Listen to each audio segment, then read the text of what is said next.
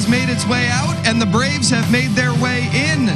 Another NL East battle for the Nets here in D.C. over the next 3 days. Nationals and Braves, a 3-game set here in Southeast D.C. Welcome in, Dan Kolko, FP Santangelo. And FP, things have gone well for the Nationals over the last week. They are 7-3 in their last 10 ball games. They've won 4 in a row. The Braves are scuffling, though. Lost 4 in a row. Now the Nats are atop the division. Well, it's not always who you're playing, it's when you're playing them. And the Nats are catching the Braves at a good time right now, knock on wood. But what you have down here is a rivalry. I mean, you're talking about the NL East champs from 2012 to last year, 2020. Both of these teams have won the NL East 4 times each. So this is a rivalry. It's the NL East champs going at it, and who's going to win it this year? There's good vibes all over the place for this Nationals team. Not just are they in first place, not just have they won 4 in a row, including a 3-game sweep of the Marlins. They get this guy back. How about that? Juan Soto activated off the IL today.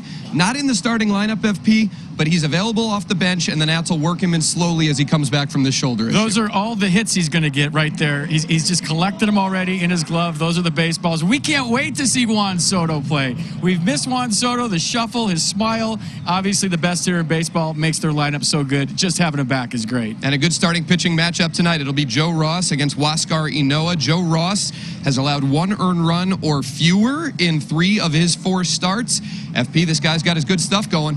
Yeah, it's a battle of the sliders tonight. Joe Ross and the opponents against his slider, 184, and Noah, 205 against the slider. They both have exceptional sliders. It's both their best pitch. So we'll see what Joe Ross has in the home whites tonight as the Braves are back in town. The Nats have hit some long balls and some big ones over the last week or so. Josh Harrison down in Dunedin. Kyle Schwarber, another monstrous walk-off to start that Marlins series. And then Ryan Zimmerman, a 3-run shot here on Sunday. Nationals Baseball on MASN is brought to you in part by PNC, helping to make banking easier. It was pouring down rain here in Southeast D.C. a little bit ago. Mother Nature has been kind to us, though. Rain has made its way out. The sun has poked through. We've got a nice little evening for baseball here at Nationals Park tonight. 66 degrees at first pitch, a little bit of a breeze, and humid after the rain left us. Here is the Braves lineup for the first game of this 3-game set. Acuna, Freeman, Ozuna, the top 3. Ozzie Albies, the smallest guy in their lineup, will bat cleanup tonight. Austin Riley, Dansby Swanson, and William Contreras, the brother of the Cubs catcher, is now the Braves catcher. And Kristen Pache will be in center field for a banged-up Braves team. Joe Ross to the hill, 2-1 with a 4.64 ERA. FP, his last time out, got the win, allowed just 1 run in 6 innings. Yeah, just 5 hits, too. 91 pitches, 4 strikeouts, 1 walk. He's allowed 1 run or less in 3 of his last 4 starts. And all of a sudden, it is an absolutely perfect night for baseball.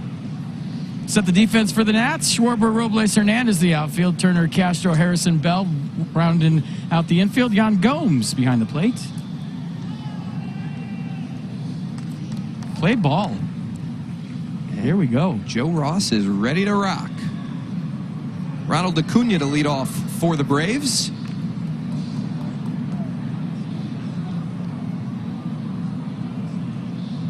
FP Santangelo, it's 7:06. Let's play ball. And first pitch swinging is Ronald Acuna. Line drive into left field.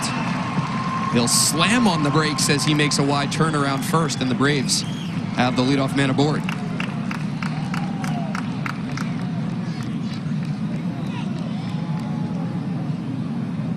You see this more and more nowadays. Leadoff hitters swing at the first pitch. This guy usually does damage on the first pitch. So that's how this one starts. Last season versus the Nats, he hit .324 with 7 home runs. And here's the Nats killer, Freddie Freeman, batting just .216 this season. Does have those 7 homers and 18 driven in. Strong numbers career against Joe Ross, 5 for 10 with 2 homers, but scuffling lately. FP, I will not say those numbers. Will not say those. It's a big inning for Joe Ross. The Braves dominate in the first frame of ball games. Slugging percentage, home runs, extra base hits in the first are the best by any team in any inning across Major League Baseball. Joe Ross with a little bit of Max Scherzer there, holding the ball on Ronald Acuna Jr., who hasn't really stolen a base because he strained his abs versus the Cubs, so he hasn't been running a whole lot. As a team, they haven't run much. You think of the Braves as a aggressive, young, athletic team. They're only 6 of 7 stealing this year, only 7 attempts. Freeman swings through that Joe Ross fastball. 0-2. Marcell Ozuna on deck, riding a 7-game hit streak.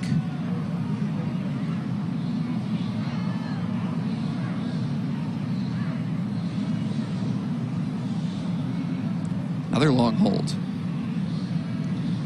Here's the 0-2. Trying to go into the hands. That's where you go to get Freddie Freeman out. He was on first the other day. Took his lead. There was a line drive double play. The throw back for the double play hit him in the elbow. So there's kind of a thought process since he's been scuffling lately that his elbow's barking a little bit. He'll never admit it.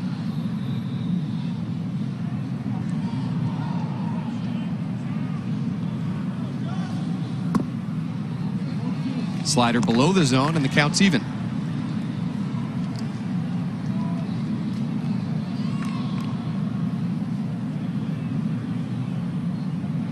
As we've talked about, fewer changeups for Joe Ross his last couple times out. 2-seam, 4-seam slider pretty much exclusively. He'll go the 4-seam elevated to lefties. And there's a great slider. Down and into Freddie Freeman. Swings through it for the first out. Yeah, the one tiny hole Freeman has in his swing, you guys have heard it before, right? Under the hands. What does Joe Ross do? He goes right there. So opponent's hitting 184 against the Joe Ross slider on the year, and that's how he records his first strikeout. A big one anytime you get that guy out. Go fastball under the hands, and then slider almost in that same spot under the hands. Probably tough to pick that break up. Yeah, he's thinking he went back-to-back fastballs. Here's Ozuna. 3 for 9 career against Joe.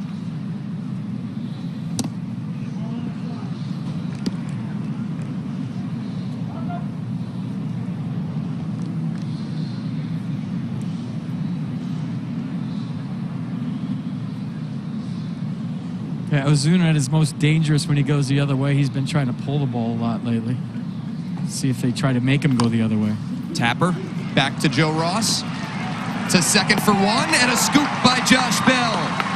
A 1-4-3 double play gets Joe Ross out of the first inning. Needed for Joe Ross to post a 0, and now Josh Harrison and the boys will try and get to work against Huascar Ynoa. Here's the Nats lineup. Turner, Hernandez, and Harrison back in the 3 spot. Josh Bell will be the cleanup hitter today with Kyle Schwarber behind him. Starlin Castro in the 6 spot. Gomes, Robles, and Joe Ross, the bottom third of the Nationals order. You see the numbers there on Josh Harrison, who continues to dominate in the right-handed hitter's batter's box. Here's Huascar Ynoa, 2-1 with a 2.96 ERA.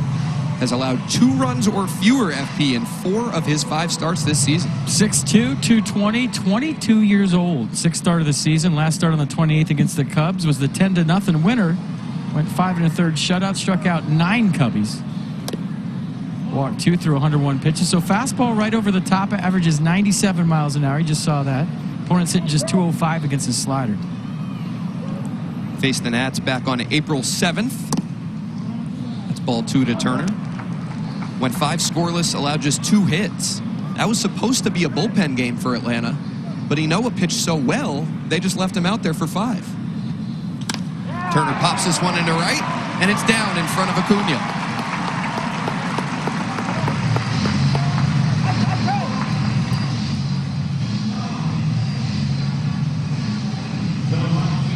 I've been trying to say this for a few days. There goes a no-hitter. Trey Turner taking care of that right away. Going the other way. That's when he's at his best. Little leg kick. Little lenient to right. And now the fun starts. There we go. Catching up with Freddie Freeman. See how long he stays there to talk to Freddie Freeman. Everybody loves Freddie Freeman. I think even Nats fans secretly do, too, by the way. I don't know about that. I think they do. They respect him. They respect him. They've heard the stories of how great a guy he is, but He does such damage against them. Here's Yadiel Hernandez. 10 for 20 in his last 6 games.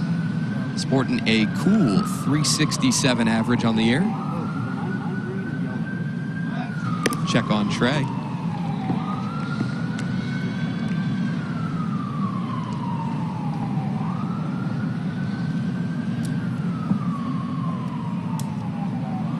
Freeman holding Turner. There is a pretty wide gap there on the right side of the infield. You see how Trey's affected the game already before he even threw a pitch to Yadiel. He had to throw over once, then he rushed his delivery, fastball high, now he's in a 1-0 count. I think he's got about, I'd say, 11-foot lead. Swing and a miss. There's the Ynoa slider. Actually throws the slider more frequently than he does his fastball, which is, I think, especially for a starting pitcher, a little bit rare. It's just 2021. You know, everyone's averages, the lowest averages against are on their off speed. It's show fastball, throw off speed for a strike. That's nasty. Has a 42% whiff rate on that slider. You see him fall off the mound toward first base. If you're a bunter tonight, that would be Victor Robles. Put one down the third baseline, get a hit. He's not going to field it falling toward the first baseline like that.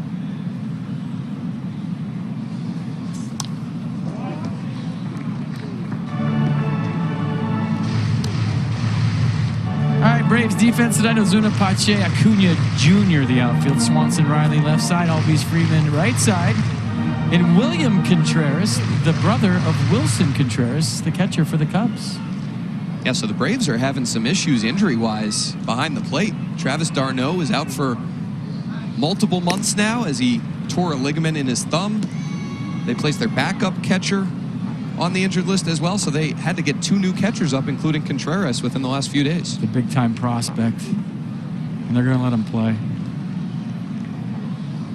Love his defensive abilities, a little raw at the plate, they say. Hernandez will go the opposite way, and Ozuna backs up on it just a step or 2 for the first out. That dude can hit.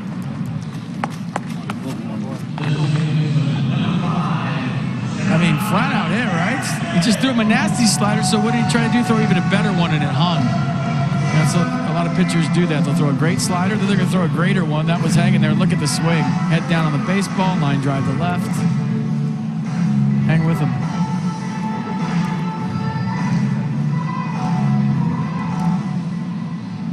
Josh Harrison with hits in each of his last 7 games, batting .385 in that span.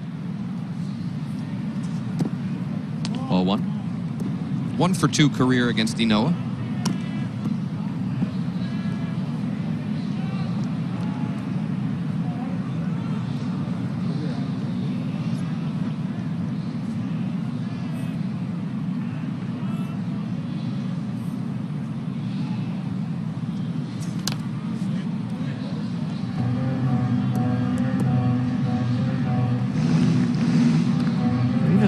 Throwing 98, he gives you a good look at his fastball. What does that mean? He's got kind of the long arm delivery, and as a hitter, you can kind of get back and get loaded and get ready a lot quicker, a lot earlier, I should say. Trey's trying to pick a slider to run on. One of those sliders in the dirt, probably peeking in for signs. So it's interesting, FP. We were talking the other day on our broadcast about Max Scherzer's fastball. How the velocity's down a little bit, but the spin rate is exactly where it was the last 2 years, as Harrison fouls that one off. With Ynoa, his velocity on the fastball, as we're seeing, 97, 98, but his spin rate is significantly lower than Max Scherzer's. Averages 2162, 2100 RPMs on that four-seamer. Average in Major League Baseball is 22.5, so it's below average, even though it has the velocity with it. That's good stuff, Dan. You lost me at spin rate. We were talking about this before the game. You knew it was coming. Ground ball to second. They'll turn the 4-6-3. And both teams turn a double. Hernandez now doing some big things up here at the Major League level. How about this? minor leaguers get to play some real games again. They didn't have a minor league season in 2020, but here are the Nationals minor league affiliates this year. Notice a couple new teams. The Rochester Red Wings, now the AAA affiliate. Wilmington Blue Rocks, now the High A affiliate for the Nationals. And I feel great for the entire minor league system for the Nationals, for Mark Schlaba and his entire fantastic crew, for all the great minor league coaches in the organization, and all the kids who get to play actual games this year and continue to develop. Yeah, good for them. And when you talk about you learn how to be a good teammate, you learn how to win, you learn how to compete. I mean, there's nothing like playing baseball every single day. A lot of people talk about the minor leagues as being a bad place. I mean, what a great job. You get to wake up and play baseball every day, and that's it. Ozzie Albies squares the punt. And not only just baseball, baseball in a winning organization. When you're working toward getting to the ultimate goal, not just the big leagues, but to get to the big leagues and win. And maybe win a championship, and that's stressed at every level with the Nats. They prioritize it here. Absolutely, you have to. And all the staff down there, the coaches that don't get paid a whole lot, that their reward is their players getting to the big leagues before them. To me, that's what makes a good minor league coach. Like both of those guys, especially the guy on the left, Randy Knorr, you know, a good minor league coach wants his players to get there first. And a lot of times you run into some coaches that want to get there before their players with their own agenda. That doesn't happen in this organization. Swing and a miss, counts even. Matty Lecroy will manage at AAA Rochester this year. Trip Keister will move up and manage at AA Harrisburg. Two very good baseball men. Good people. Yeah. This organization's surrounded with good people, and that's how you develop players. Here's the 2-2. Just off the plate inside with that fastball. The easy 95 tonight for Joe Ross. Just playing catch with it like he always does.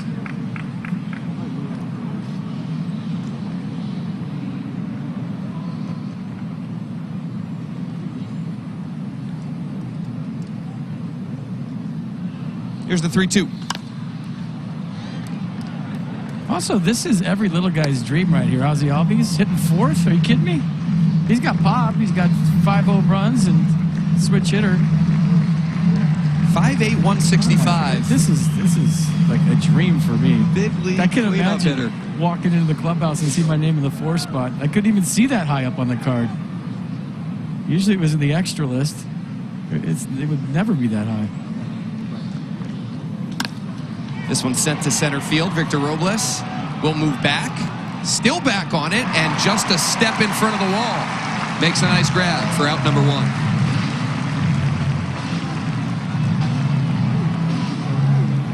For ball carrying tonight, Victor kind of drifted on this, right? You see Albies make good contact.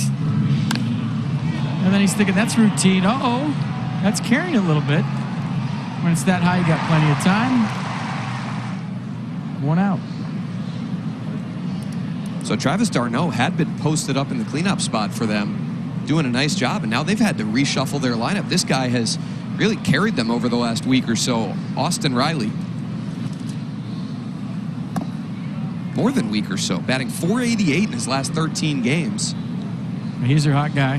He went from hitting 8th to hitting 5th. Brian Snitker looking for some offense. Just holds back on that Joe Ross slider.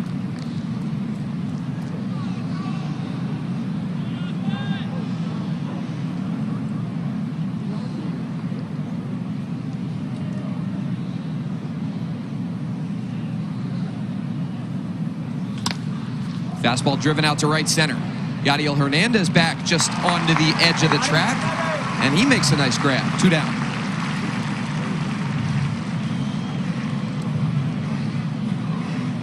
Hey, I know that guy. Juan Soto's back, everybody, in case you missed it, off the IL today. They're going to bring him along slowly. The next series against the Yankees will probably DH, but that's a good weapon to have on your bench if you're Davey Martinez, right? Yeah, not bad. Strong bench tonight. He might have a future.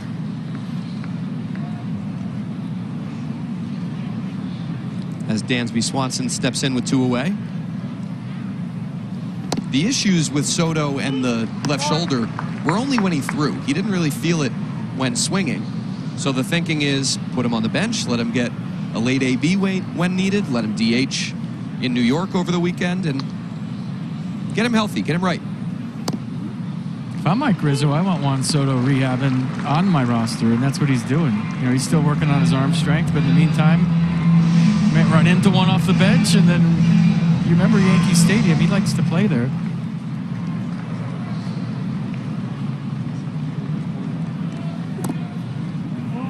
He hit some mammoth bombs there into the tunnel and right center. He likes New York. He likes the big stage. He's had some balls travel in the big city. Yep. Hernan Perez designated for assignment today to clear a roster spot for Juan. Here's a 1-2. Nationals also activating Will Harris today. Right-hander had missed the first month of the season, dealing with some kind of numbness in his hand. They didn't know what was going on there, so he comes back, and Kyle McGowan was optioned. Reinforcements are coming. The 2-2. Counts full.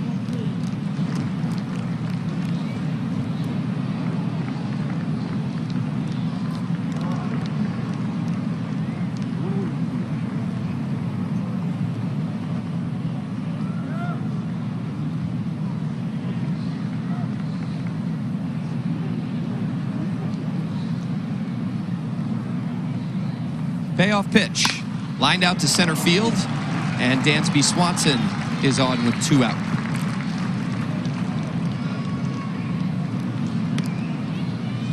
That's 3 hard-hit baseballs in the inning. Remember, Acuna Jr. started the game with a line drive. The double play by Ozuna was hit hard. Albies to the track. Riley with a line drive to right. Now this base hit, so something to keep an eye on. The Braves are squaring up Joe Ross early. One factor for Joe, FP, that we were talking before the game, he's on 9 days rest. The Nationals, with Joe not having pitched last year, he opted out of the 2020 season. They're trying to maybe save some bullets, give him some breathers here and there. As he has strike 1 on Contreras. But with a sinker ball pitcher, sometimes extra rest doesn't help you, right? Yeah, it helps your health throughout the course of the season, but, you know, if you're going on your normal rest, the sinker sinks, right? It's just like putting a putt through the break when you hit it too hard. So when the sinker is a little less firm, you'll get more sink on it. He looks strong, but he'll be fine. His fastball's jumping. He looks like he's had a lot of days off.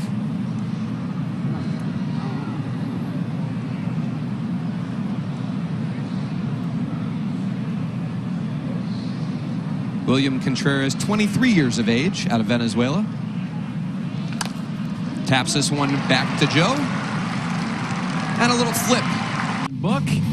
And join Josh for a virtual discussion. This book's book is The Mental Game of Baseball, a guide to peak performance. Learn more at nationals.com/book club.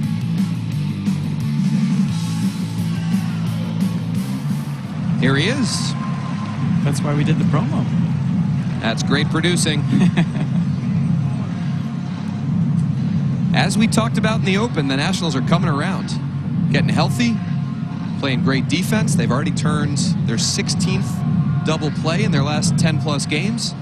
Starting pitching ERA coming down, bullpen ERA coming down. Weird how that happens when you get healthy and get into a rhythm. You know, thrown off with the whole COVID thing, and now they're playing. They're getting into the rhythm. They're getting into the routines. The new guys are finding their favorite way to the ballpark. Little things like that. Their favorite place to go eat lunch. All of a sudden it starts to feel normal because you feel like you're just on a different planet when you go to a new team for about the first month of the season. Double sweatbands for the third base home. Chris Guccione's styling down there. He's all Dusty Bakered out. It's a muggy night. Yeah. Got to be ready. Yeah, when they check the call, you don't want your hands to sweat when you say he went. Bell back to the mound. Enoa to Freeman.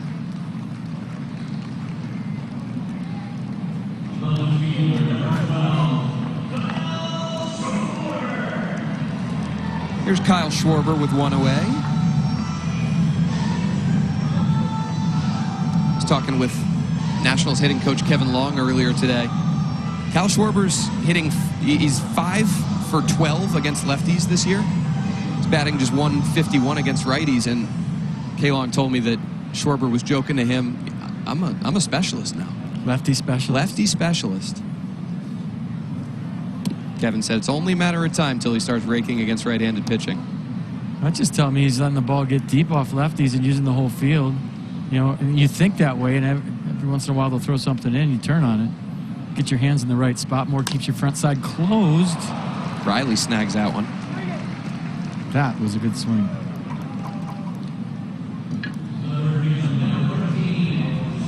Let's go inside the numbers, brought to you by PNC Bank. Tools and technology that help make it simpler to manage your finances. PNC Bank, helping to make banking easier. This guy doesn't get enough attention for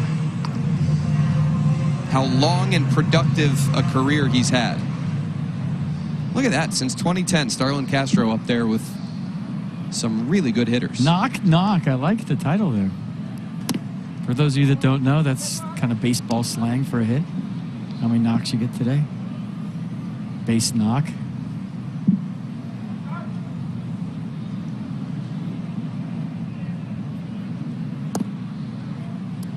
One.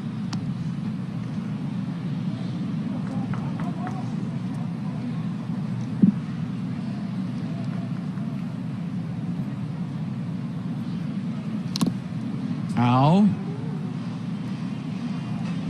I'm interested to see if William Contreras is as animated as his brother Wilson Contreras. And active. I mean, look identical. You get the kneecap here? You see how he's setting up like that? The Braves' theory is they want the ball down the zone, and they'd rather have their catchers framed down to up. So, number one, you give a low target for the Ynoa slider. And number two, you're starting and working from the bottom of the strike zone as a catcher. See where his glove is? Up into the strike zone. And there's a feeling that you get more strikes that way. So you're catching the ball from the ground up. Here comes a low pitch, and as a catcher, I'm catching it and moving it up into the strike zone. And that's why you see the low target. Although it leaves you, I think it leaves you vulnerable to the wild pitch with runners on, and he's open for a foul ball. Seen a number of tappers back to the mound early on. Cast powered by Google Cloud. Here's Joe Ross's Arsenal. That needs like sound to it, like shoo, shoo, zoom. You know? You were talking about the slow-mo that we showed the other day that sounded like it was underwater. Yeah. That also looks like a day game after a night game on one pitch. There's Kristen Pache to lead off the top of the third.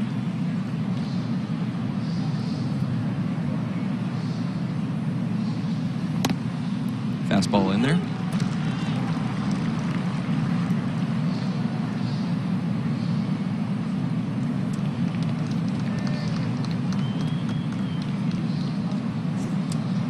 A lot of ability in this 22-year-old center fielder.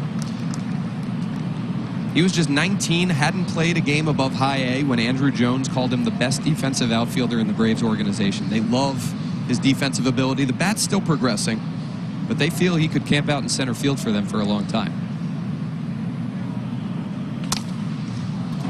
Pops this one into shallow right center. Harrison back on it and can't make the grab.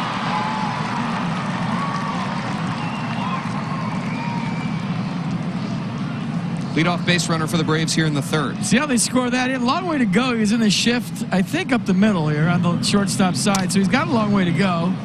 I think Josh will tell you he usually makes this play. Kind of hit him in the heel there at the end. Yeah, that's one that he makes 99 times out of 100. Yep, got him right in the heel. He thought it was going to go on the web.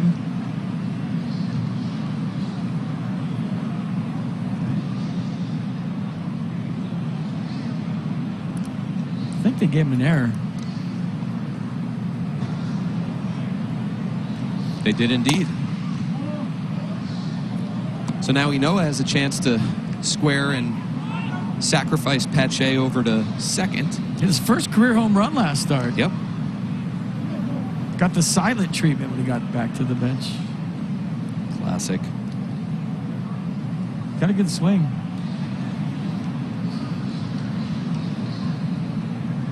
Castro in from his third base position. 2-0.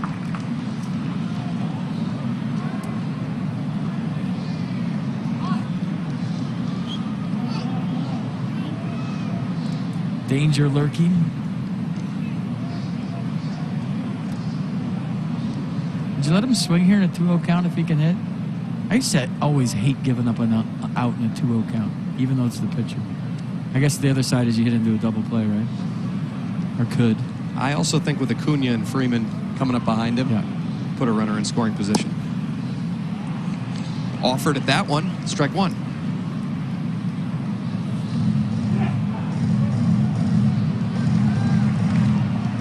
Most underrated manager in baseball right there, folks. Brian Snitker. He knows what he's doing. Been in that organization for a long time. Baseball man.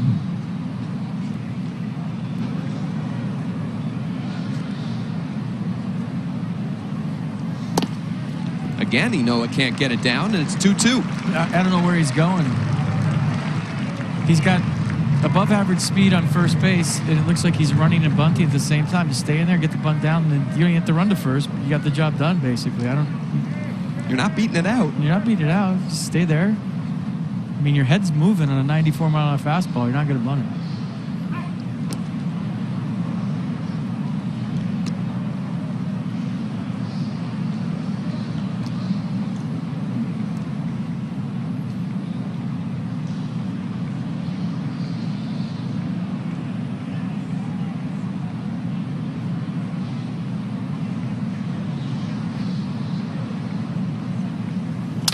Swinging away, and that will accomplish the same thing as if he had bunted in the first place. Little 5-3, and Pache moves to second.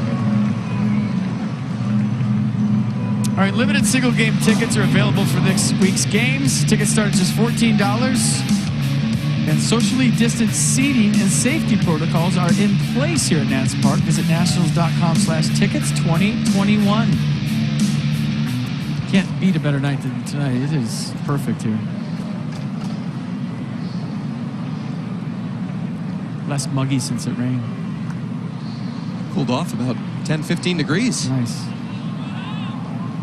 So tough assignment now for Joe Ross. Runner at second with one away, and Ronald Acuna in, who singled firmly to left field back in the first.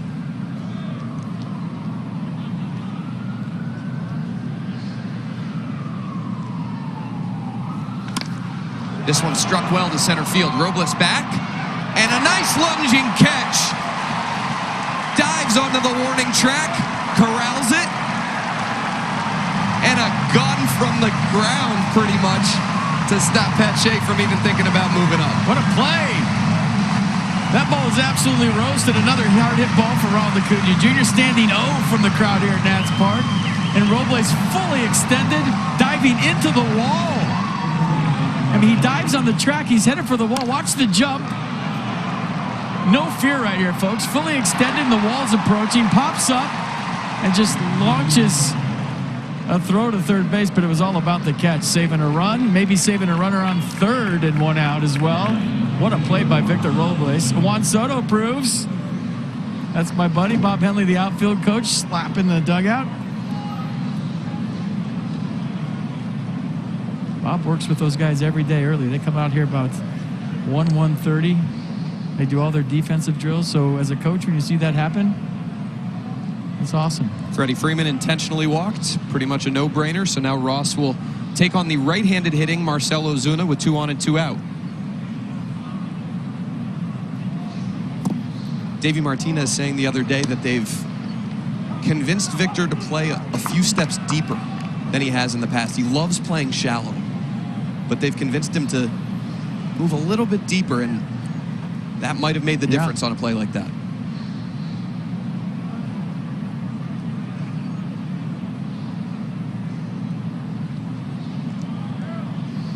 Well, if you play deep, that means you come in on the ball better. If you play shallow, that means you go back on the ball better. You know, Juan Soto comes in on the ball better, so they moved Juan Soto back in left field last year before he moved over to right. You know, he comes in and makes those sliding catches. Sometimes, you know, early on in his career, he would kind of float with the ball going over his head. So play deep, come in. Play in, you could go back on the ball better. Ross now struggling to find the zone against Ozuna. It's 3-0. Ozzie Albies on deck.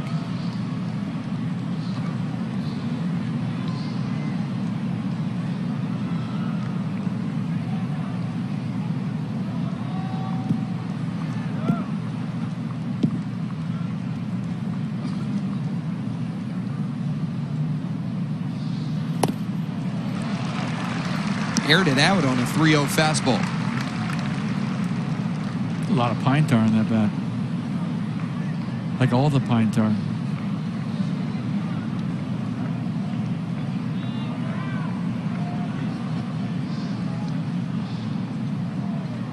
Here comes a 3-1.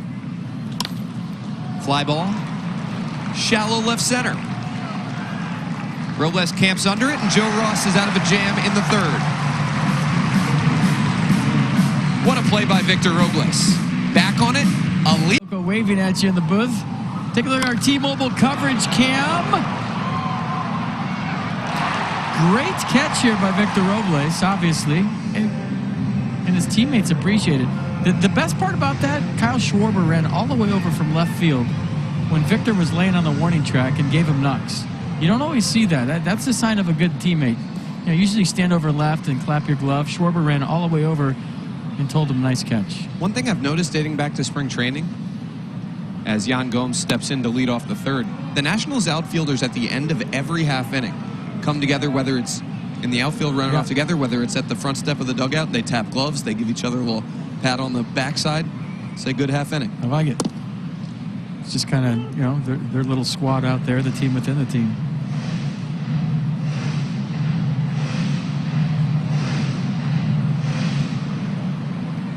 Try and follow up his defensive gem with a little offensive noise as well.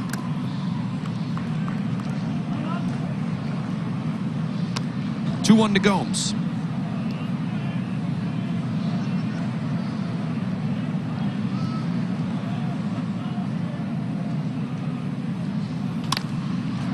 Fly ball, center field. Pache back on it and casually makes the grab for the first out.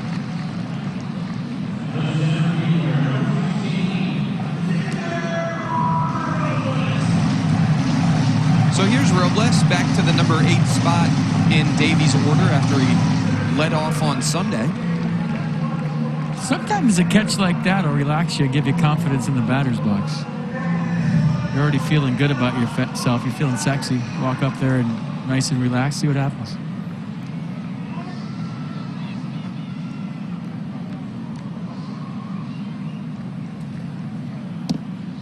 Slider in there for strike one. Victor batting a cool .333 in his last 7 games.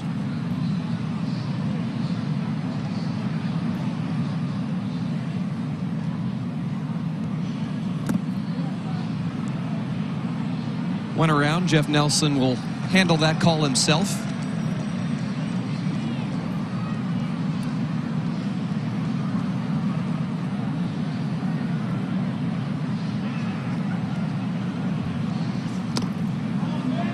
And he went around again.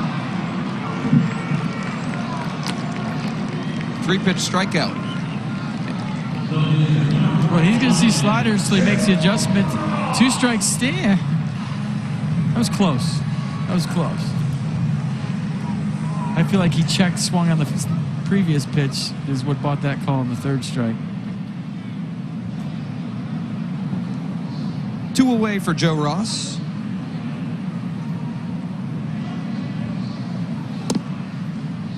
Joe leading the Nationals pitchers with 3 hits on the season. He's hit safely in 3 straight games. He's got a 3-game streak. Sure does.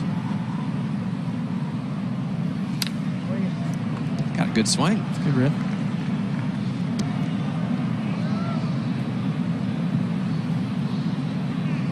I might have bought him one of those nasty sliders Victor just saw. See what happens here. Indeed.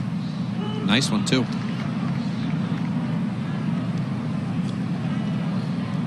If you missed it early on, you know it's pretty much just 4-seamer slider, occasional 2-seamer, occasional changeup. There's another slider and another ground ball back to the pitcher. Whoa. A little iffy there on the flip. beautiful evening here at Nationals Park. Joe Ross back to work. 41 pitches, 23 for strikes for Joe.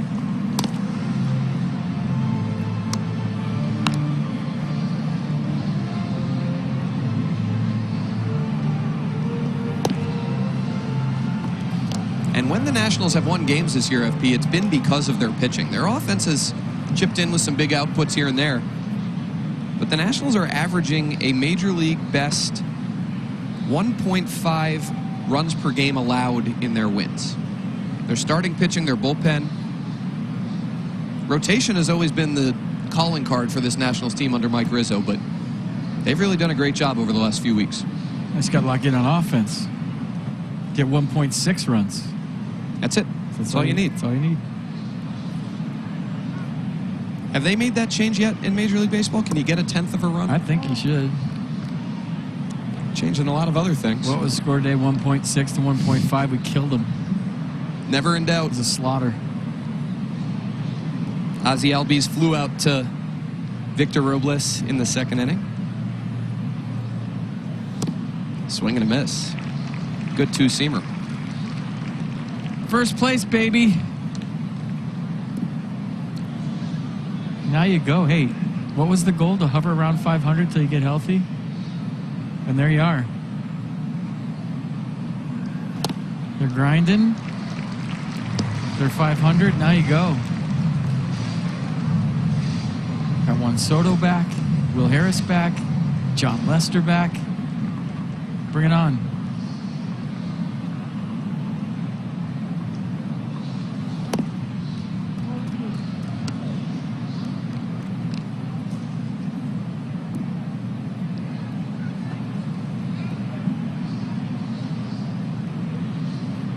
Nats hadn't had a 3-game sweep since the final series of the 2019 regular season, prior to sweeping the Marlins. That was a fun week, huh? Win the 5-game series, sweep the 5-game series with the Phillies. Yeah, that was. Then sweep the 3-game set with the Indians. I remember a 4-game sweep against the Cardinals. That was October, though. I think that was regular season based on that statistic. I like that one better. That one worked too.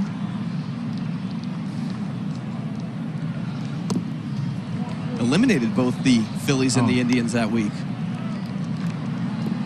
Yeah, that was a nice stretch. Mike Rizzo's brother, Bernie Rizzo, was coming up to the booth every game. He came up once to visit, and then he came up twice to visit. Then he had to do it every single game every day. Keep the streak going, and they ran the table into the playoffs. Albies apparently did not go too far on that check swing, and he's aboard with a leadoff walk here in the 4th. Victor Robles is in center field going, wait a minute, dude. Did he go? He swings a humongous bat. First of all, it's almost as big as he is. And if Victor went, he went. Sorry. Close. Sure was close. So you're telling me he didn't go? It was close. I think if the ball's put in play, or if the ball hits his bat, I think it's fair. Well, the old saying from the dugout on a check swing, if he hits it, it's a triple. Yeah. You hear guys saying that all the time. Not a check swing. Here's Austin Riley.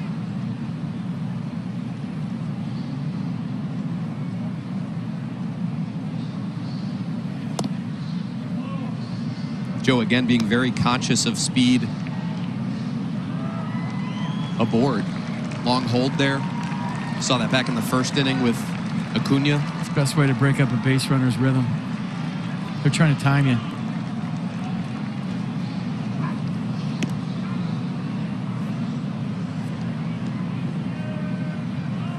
The holds are more disruptive than the throwovers. The throwovers are just like a scouting report to see if he's tipping off the steal. You know, does he buckle his leg? Very rarely is a throwover to pick somebody off. It's so the whole dugout can gather information where the runner is going or not. See him, he tipped it right there. He had a jab step towards second, so now Davey Martinez is saying, well, he's running. Now Brian Snitker's saying, wipe off the steal sign because you just tipped it off. I mean, this is the whole game within the game. So when you come to the ballpark, they're not throwing over to pick him off. They're gathering info. He just told you he's stealing here, but that doesn't mean he's going to go now, but he was on that last pitch. Another check. And he was going again. Little jab step towards second. That's why they threw over again. So it can go green light, green light from the third base coach without a pitch being thrown based on the throwovers. Couldn't you did a little walk around the first base umpire, Manny Gonzalez, there trying to shake the dirt out of his belt. So Tim Bogart will give the sign of the throwover. Once he gives the throwover sign, every coach is looking at Albies at first. Swing and a miss. Or Randy Knorr, sorry. I forgot you can actually watch the game today. I was looking on TV.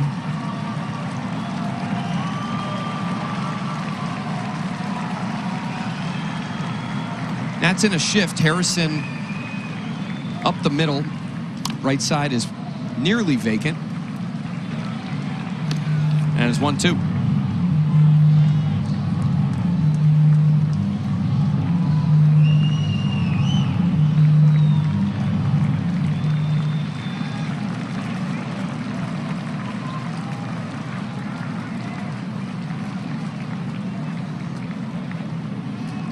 See Yan Gomes there telling Joe Ross to shake off, giving a little shake himself behind the plate.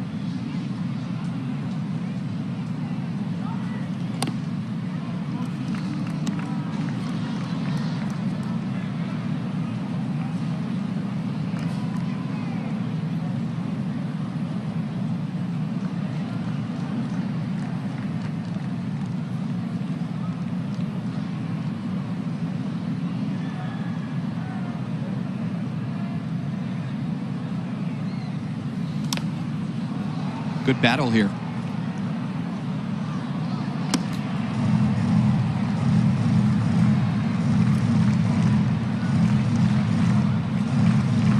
Riley debuted in 2019, had 18 home runs in just 80 games.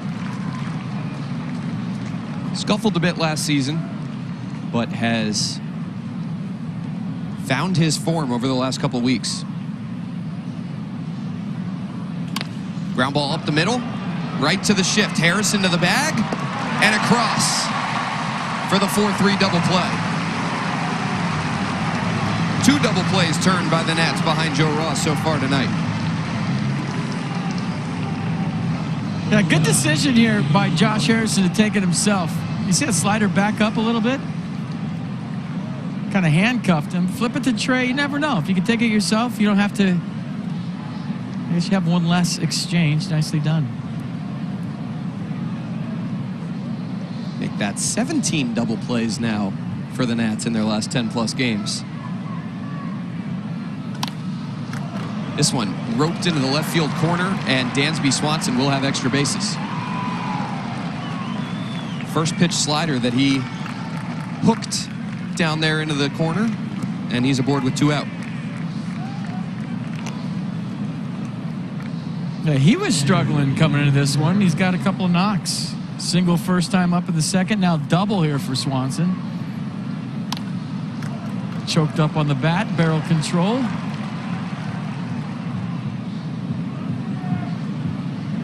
Nice swing, he's a good player.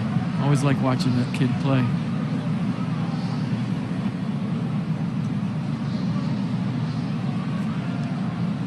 Now 5 for 12 career against Joe. Here's William Contreras. Tap back to the mound in the second.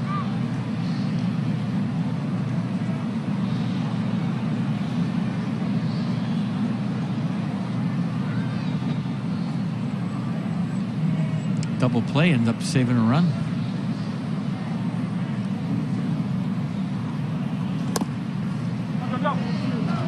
Braves signed William Contreras back in 2015 for just $10,000.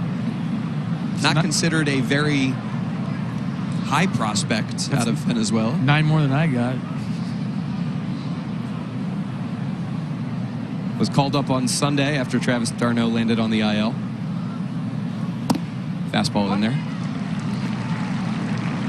They like this kid a lot. They sent him to the alternate site at the end of spring training because they wanted him to get everyday playing time, develop a little bit there.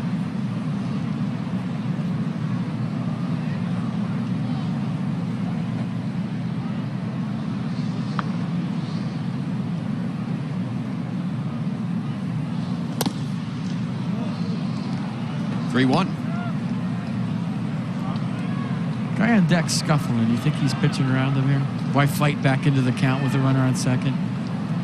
See if he swings at your pitch here like it's an 0-2 count.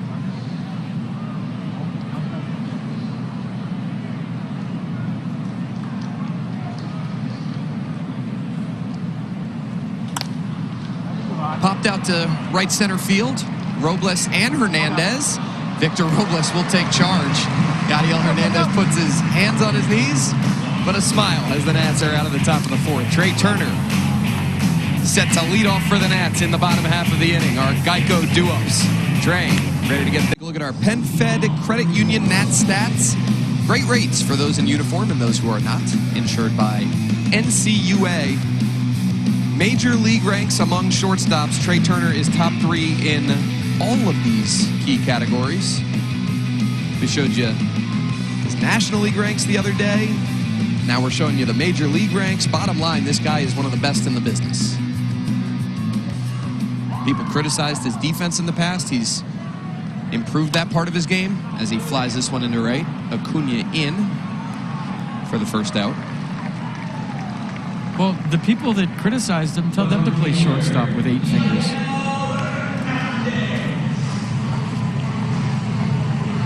Serious. And that guy played in pain the whole 2019 season, so whoever said that? I've asked Trey periodically over the years. Don't get me upset. I asked him over the years periodically about the scouts that when he was coming up through the minor league ranks that said he didn't have a good enough arm to play short at the major league level every day. His response was great. He says, people are always going to tell you you're not good at something. Right. Doesn't matter what it is. It might change from year to year. Just go on Twitter. I mean, anybody, right? We found out the hard way. But no, I mean, that's a sign of a great player. They're always working on something. Great sunset, by the way, at the ballpark right now. It's just at the ballpark. If you're at home, it's probably not a good sunset. Miserable. Only here.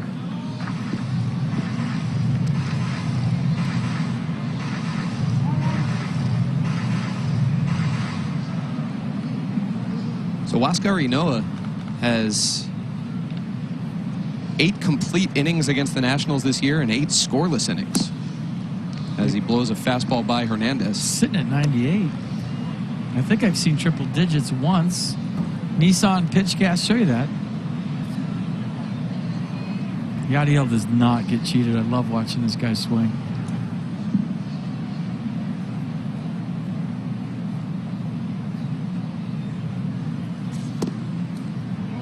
Full count.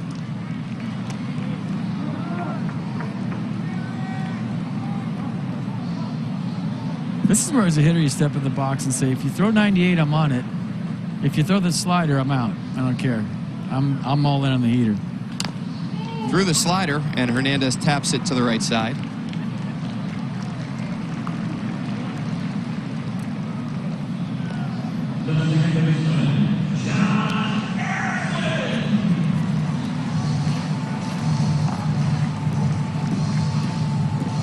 When you have 98 and you have a slider like that, you probably don't need to mess around with too many other weapons. He only throws the changeup 6% of the time. Fastball 50%, slider 44%, so yeah. I always said have 2 great pitches versus 4 okay pitches. But that's usually a reliever, and that's what this guy has been. Now he's their best starter. I talked to Chip Carey, the broadcaster for the Braves today, and he said he's been their most reliable starter. Starting pitching's been a problem for the Braves. It's not going deep. They're making their bullpen get a bunch of outs every night. And that just puts stress on everybody. Picked up Drew Smiley this offseason, free agent pickup, and he has not performed to expectations. 0-2 with an 8.05 ERA. Mike Soroka's still hurt. Fried, they get him back, they'll be good. Fried will make the start tomorrow for Atlanta against Eric Fetty. They're not going to be like this all season. This is a good team. Nationals got the Marlins at a good time over the weekends. Them dealing with a lot of injuries, not playing their best ball. Braves coming into this series scuffling of late. 3-0 to Harrison. And a 4-pitch walk. See if Josh Bell can get something going here with 2 away. All right, join the Nats fan club to gain access to ticket pre-sales, exclusive offers, and the latest news and insider information about your Washington Nationals. Visit nationals.com/fan club to register. Are you in the fan? I'm in the Dan fan club. Who isn't? They're only human.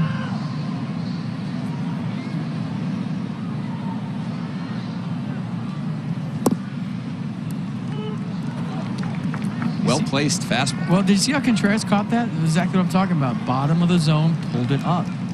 That's why he gets on a knee.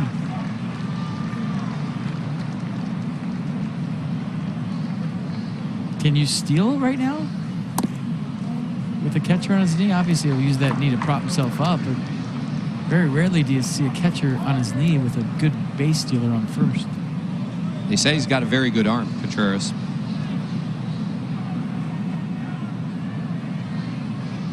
One. Swing and a miss. I'd take a chance on making him get out of that sitting on his knee thing to see if he can throw me out, especially right now on a 1-2 count.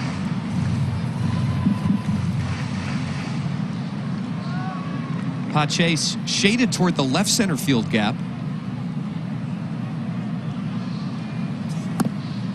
Fastball's in there. Called strike 3 to Josh Bell. Zeros on the board as we head to the 5th. Let's take a look around the league. Brought to you by PNC Bank, tools and technology that help make it simpler to manage your finances. PNC Bank, helping to make banking easier.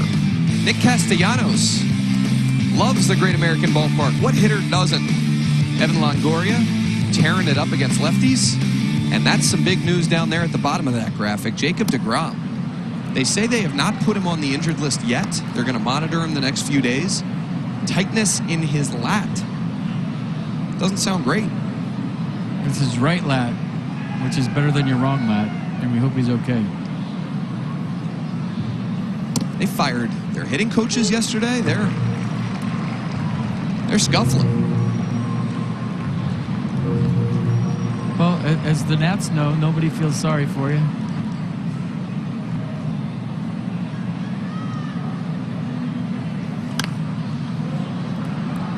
Pop foul right side. Christian Pache reached on a Josh Harrison error back in the 3rd.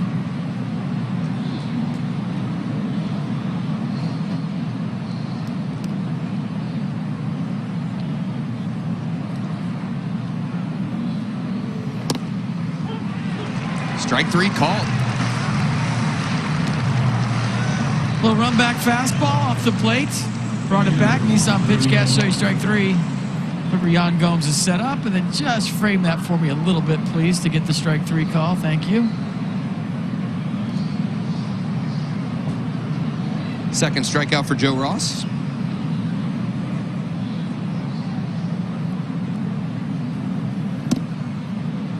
And a fastball in there to Inoa.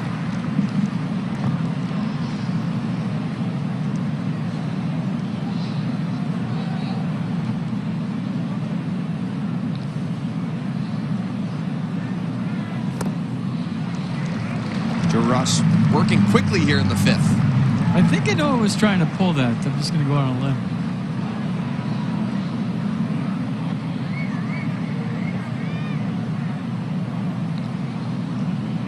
See what he does with this 0-2. Pops a foul.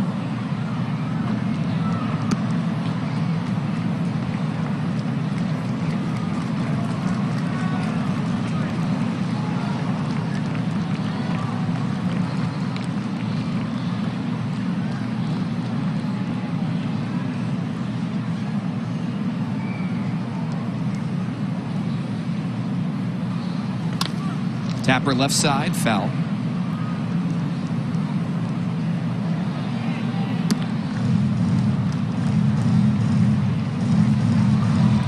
All right, as part of the Toyota Case for Kids program, Washington area Toyota dealers donate $50 to the Children's Inn at NIH for every strikeout by a Nats pitcher this year. Case for Kids.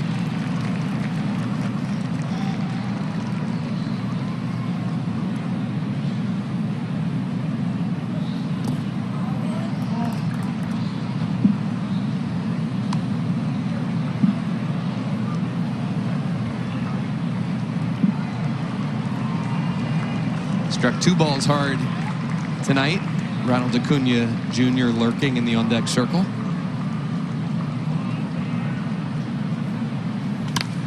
Fly ball to right. And Victor Robles sprinting towards Yadiel Hernandez. I don't know if he thought Hernandez didn't see it. It's just that time of night. So he's Just in covering him. case? He's just covering him right there. It's good baseball. Ran all the way from center field. He was waiting for Yadiel to put his hands out to the side. It's twilight. That's when you lose the baseball. So watch Victor. Coming all the way over just in case. And he put his right hand out like I got it. But if he put both hands out, Victor Robles had the angle there. He saw the ball the whole way. He was going to help his buddy out. That's great hustle. There's the sky where the lights don't take effect yet. It gets over the light standards. Some nights you just lose it. See how Joe Ross pitches to Ronald Acuna here. He ran 167 feet on that. Victor did. Did you make that up, or did the truck tell you that? No, they told me. Okay. Thanks. You would make that up, though. I would have said 496 feet. Or 3 miles. Another ball hit hard. This one foul. Yeah, I was talking to some Braves people who are saying he's not as dynamic as he was Acuna Jr. early in the season, but I mean, We're not seeing that. he is not getting cheated. He's barreling everything up. The numbers, FP, for Acuna. 115 miles an hour on that foul ball. That'll play. His last 10 games, he's hitting just 176. Had that abdominal strain that you referenced. Great slider there by Joe Ross. He was named the NL Player of the Week Player of the Month for April earlier today. Got off to a torrid start, hitting .419 in his first 16 games of the year, then had the ab strain. Slowed down a bit, but he's still squaring up baseballs. Squares this one up out to right center. Robles will give a look at the wall, and it's gone. Ronald Acuna Jr. has broken the scoreless tie here with 2 outs in the 5th inning.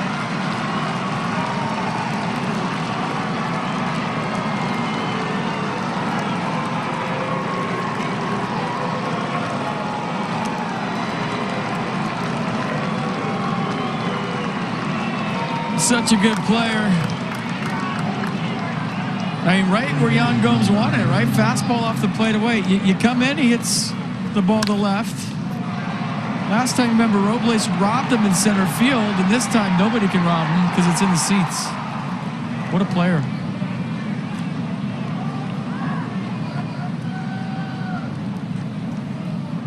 That's number 10 for him on the season. My favorite part of Ronald Acuna Jr.'s game is his base running. He's fearless. He's not afraid to take the extra base.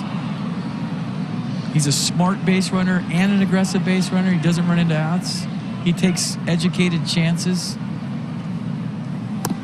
But that's pretty too. He's some kind of player.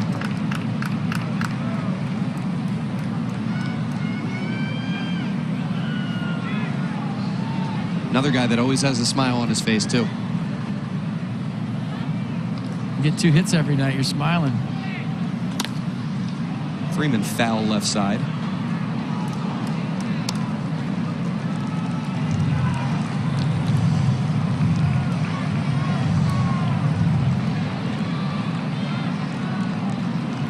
Pablo Sandoval cleaning his glasses.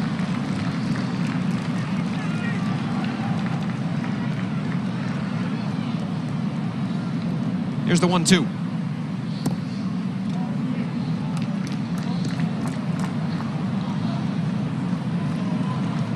Solo home runs should not matter.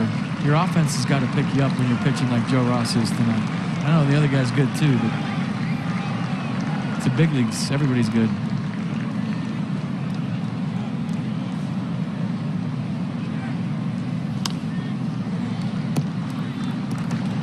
Freddie Freeman battling here. That does not look like a typical Freddie Freeman swing. It looks piecey.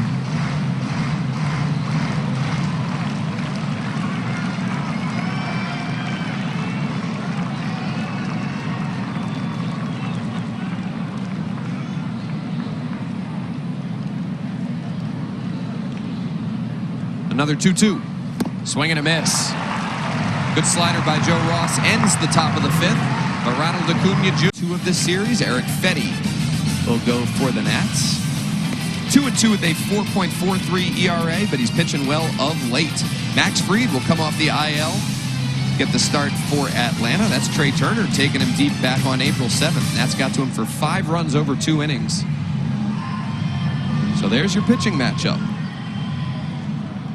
Righty's hitting just 171 against Erick Fedde.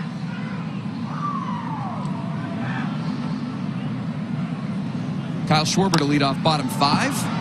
Fly ball to shallow right center.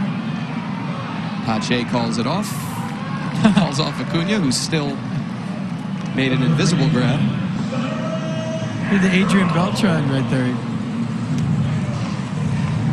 Acted like he was catching it. Pache caught it. Oh my God.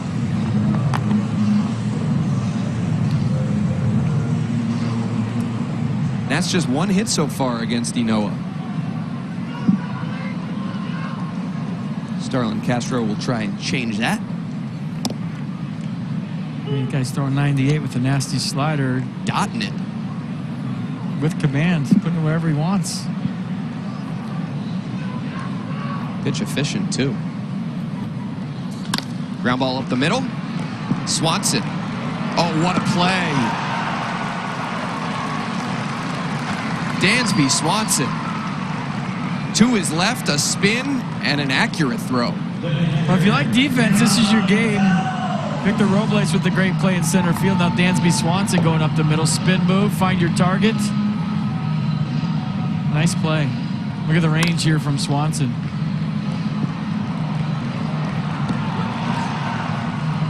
How many reps does it take to be able to throw so accurately while you're falling into right field on a play like that? That's just a natural play. I mean, you work on it sometimes in batting practice, but a lot of times there's a screen right there where you made that play.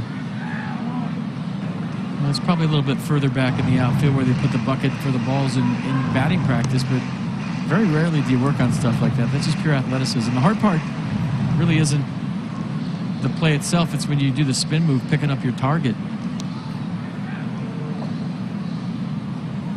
So quickly now, Yan Gomes with 2 away. There's Tanner Rainey starting to get loose for the Nats. Just hopped up. So don't think he'd be ready for the top of the 6th just yet. As we showed you, Joe Ross at 80 pitches.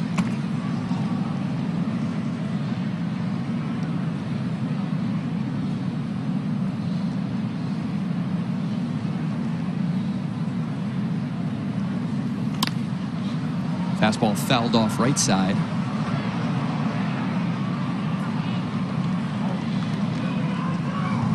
Two-two.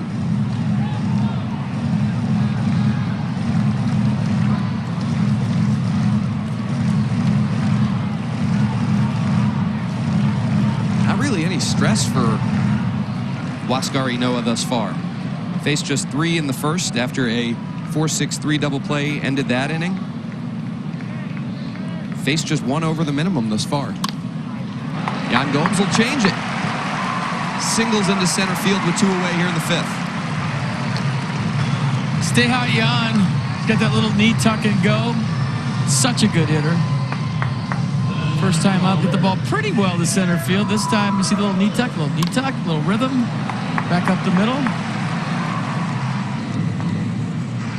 And a base hit. All right. This guy's got good stuff. So here's Victor Robles with Joe Ross stepping out on deck. 1 ball, no strikes.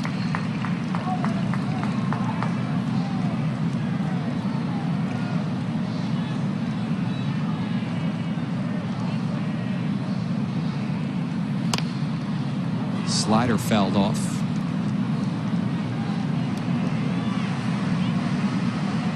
These are the components of the National League game that I enjoy. I understand the DH is coming, most likely, for both leagues. But should Victor Robles reach here, Davey Martinez will have a call. Pinch hit for Joe Ross. Or go to him, let him bat here with 2 outs in the 5th. at 80 pitches with Tanner Rainey getting loose. We'll see. That's why I wear makeup. I sit up here and talk. So you don't have to make those decisions. Instead, Victor Robles looks at strike 3. Huascar Ynoa has been fantastic.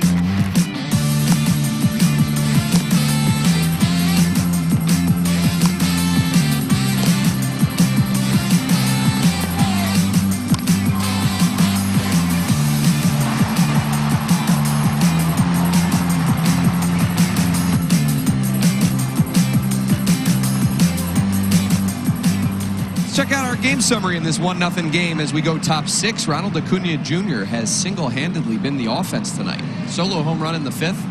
Huascar Ynoa has backed up 5 scoreless against the Nats back on April 7th with 4 scoreless thus far here tonight. And Joe Ross has been solid. 80 pitches through 5 innings, and he's back to the mound here to get Marcell Ozuna top 6. Joe Ross has been great. The pitch that was hit out of the ballpark was way outside.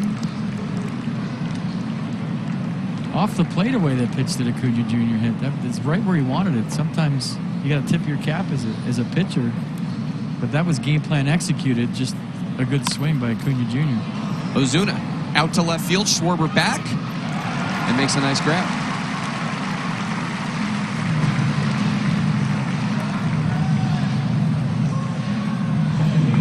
Here's the Braves box. It's been Acuna and Swanson, and really that's about it. Acuna has hit 3 balls hard, 1 left the yard. Swanson singled in the 2nd and doubled in the 4th.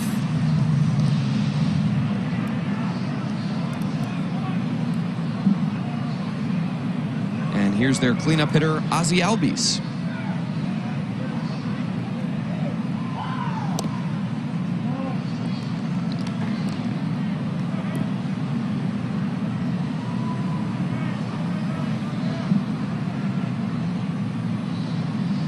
Albies has been a significantly better right-handed hitter in his career than left-handed hitter, as that one's called strike 1. Some people have discussed him abandoning hitting left-handed. Batting .337 career as a righty, .255 as a lefty, and significant gap there in the OPS as well. As he pops this one foul out to right field. I remember there was a lot of talk about Danny Espinosa and him just hitting right-handed. Yep. I think the organization actually was trying to get him to do it. I think he experimented in spring training one year, didn't he? I think he didn't like it. It's hard. I was a switch hitter. You're used to things breaking into you all the time. And all of a sudden, it's thrown right at you and breaks away. It's something you're not used to. So it's not just as simple as, oh, go hit on the other side of the plate. You're not used to seeing the arm side on the same side that you're hitting. It's on the opposite. Pokes this one to the right side. Turner's going to have to hurry, and he throws it away. Playing in the shift, Trey Turner came in on that ball and had to make a rushed throw to try and get Albies. And I would think that'll be a single and an E6. Just kind of a check swing. Excuse me. Trey doing all he could.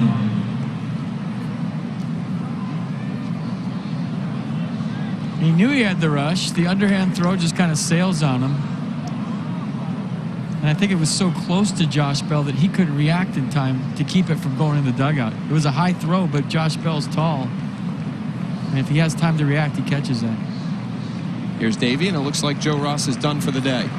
So 5 1/3 for the Nationals right-hander, who will give way to Tanner Rainey here with a runner in scoring position. Did that a couple of times. Obviously gave up just the 1 run to Ronald Acuna Jr., but the double play was his best friend. A few of them here tonight. There's Freddie going down again. So 86 pitches, 54 strikes for Joe Ross tonight. And he was outstanding. And as we mentioned, FP, pitching on 9 days rest, that is not by any means a usual turn for a guy. He did a great job. I mean, he gave up a home run, a solo home run, should never beat you, to one of the best players, if not the best player in baseball. So here's Tanner Rainey, hard-throwing right-hander, making his 10th appearance.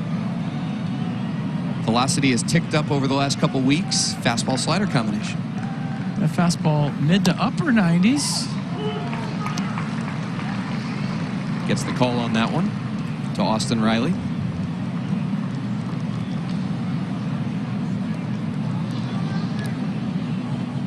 Big run out there, standing at second base in Ozzie Albies. High fly ball to shallow center. Victor Robles will take charge.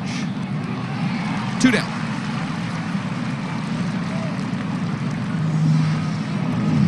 Need new Nats gear? Of course you do. Visit the team store at Nats Park or National Harbor. Both stores boast the newest selection of gear for every Nats fan. For ours, visit nationals.com/team store. I got to check out the one in National Harbor. That's right over by my place. Convenient. Give me the scouting report, will you? Get us some half zips. I love the half zip. I do too. Quarter zip or half zip? I think it's quarter zip. Oh, yeah, quarter zip. Oh, I'm not good at math. You know that. Clean it up. 2 away here in the 6th as Dansby Swanson steps in. 2 for 2 tonight.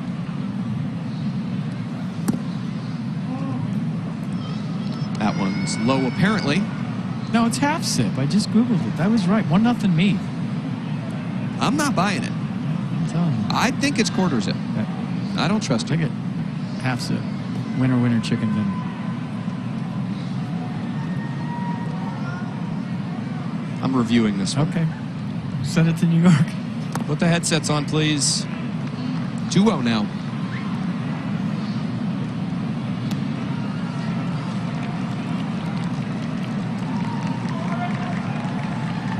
And Davey Martinez looks like he's not going to mess around anymore. He's going to issue the intentional walk here to Swanson. Yeah, 2-0 count, 2 hits on the night. Young player on deck. That's a good move. And Dansby looking in the dugout to Davey. So here's William Contreras, 0 for 2.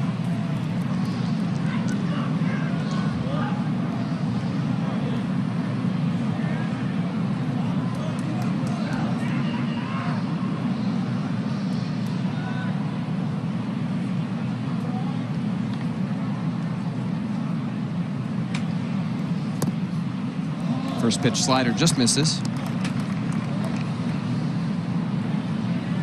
Contreras tried to keep his swing FP in decent shape during the lockdown last spring by taking turns with his brother Wilson shooting small yellow balls at each other out of a Nerf gun, getting some BP at home.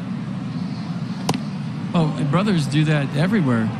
They just don't practice baseball with it. They just get in fights with a Nerf gun, right? Those things are awesome.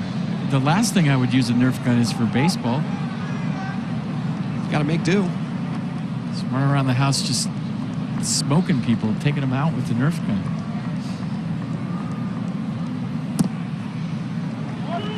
Two 2-1 now as Tanner Rainey and the Nationals thought that 1-0 fastball was in the zone.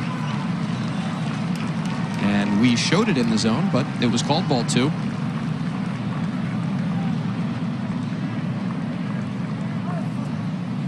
Jeff Nelson, the crew chief behind the plate tonight, fouled off, and the count's even.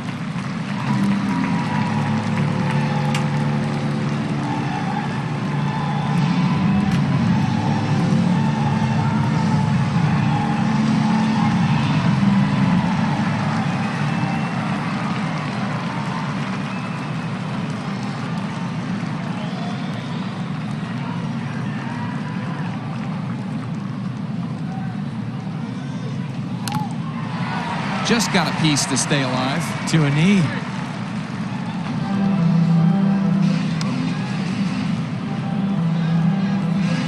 Nice job, Joe Ross.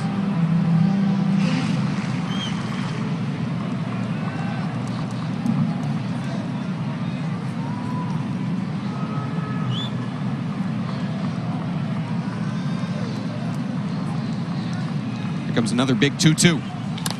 Slider. Dumped out into left center field. That'll score one more for the Braves. Robles is going to hold the throw, actually, and Swanson will hold it second. But Ozzie Albies comes around, and it's 2-0.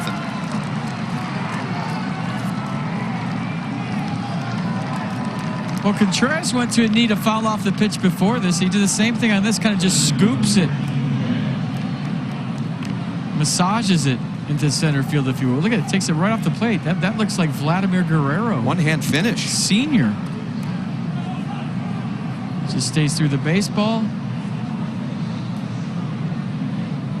And I think we just got our answer about if he's exuberant like his brother. I was thinking the same thing. Nice piece of hitting. Not a bad pitch at all. Here's Christian Pache. Tanner Rainey's got to bear down here and try and keep this a 2-run deficit.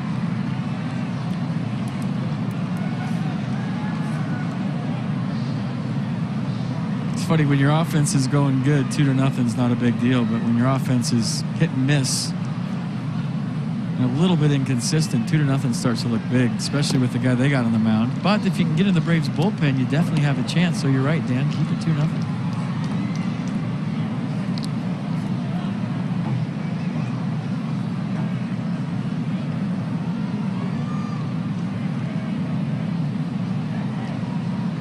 Pitcher on deck.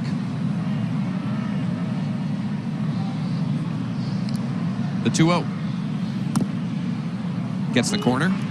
2-1.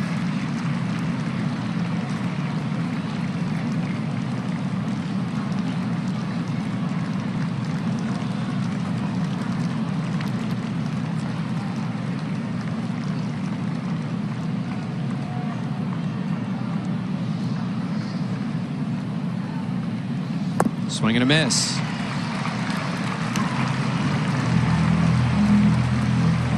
So Rainey's even the count after falling behind 2-0. Josh Bell shaded into the 3.5 hole. Josh Harrison up the middle.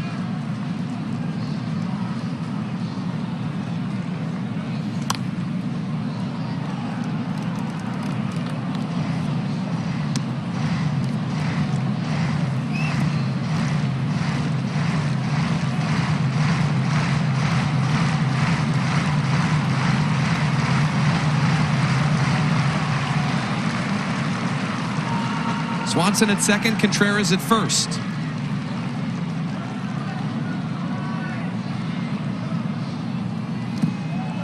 Good block by Yan Gomes to keep that slider in the dirt from skipping too far away.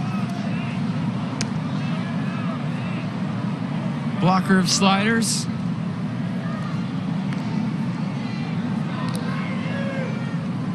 That was an easy take. That was a ball right out of Tanner Rainey's hand. And now you just missed with the slider in the dirt. What is Pache looking for here? All in on a heater, right? I would think so, I mean, especially in this count. Here's the 3-2. Gets the fastball and fouls it off into his own dugout. I mean, if you're thinking slowly as a hitter, you're thinking, well, he just gave up a hit on the slider. He just bounced the slider. He has to throw me a fastball on the last pitch. Sometimes, though, it gets going real fast, and your brain is just scrambled in the batter's box. Especially when you're a young player? Yeah, more so with a young player than a veteran, but yeah. Situation, the inning, the score, all that stuff plays into it. Here comes another payoff pitch. That slider wasn't close. Bases are loaded. That was an easy take.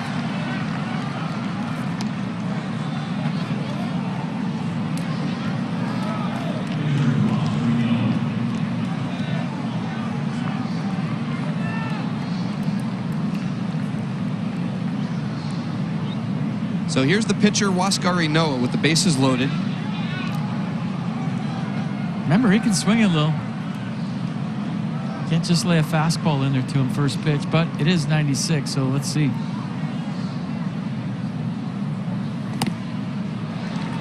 Goes after first pitch fastball out of the zone.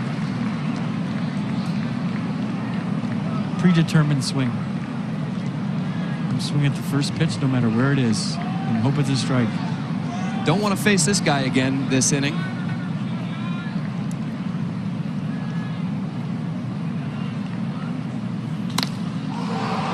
Fly ball dead center field. Victor Robles is back, and Huascar Ynoa has just made this a 6-0 game with a grand slam.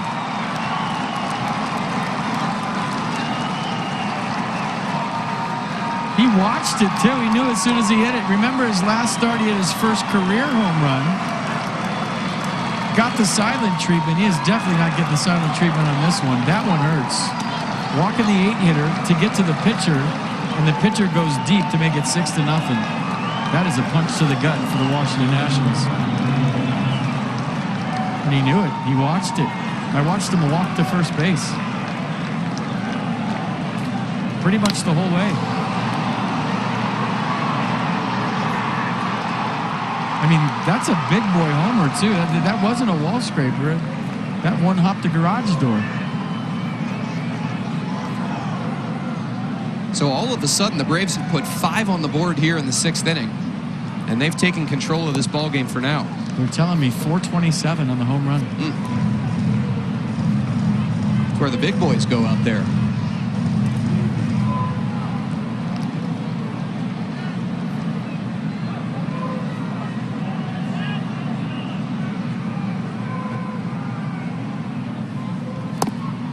I mean, you can't have a better day as a pitcher. You're throwing a shutout and you hit a grand slam. That's like Little League stuff.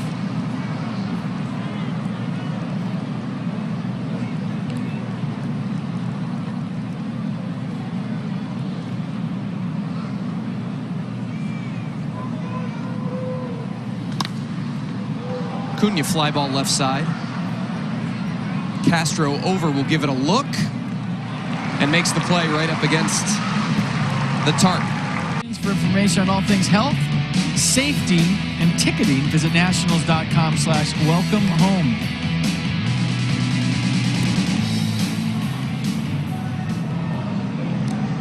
Smile.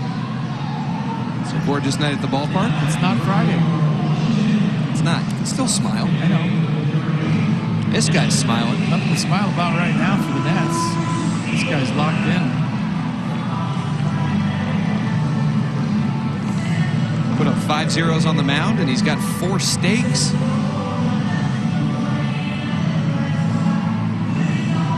Nats box. Not much there. Turner single leading off the bottom of the 1st.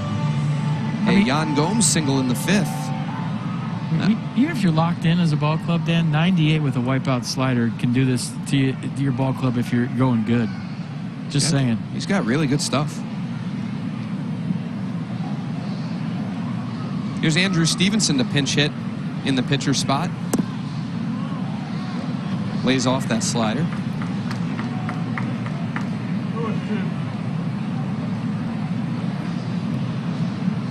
And as we talked about, FP, it's been fastball slider for Ynoa and almost nothing else. I see one changeup here.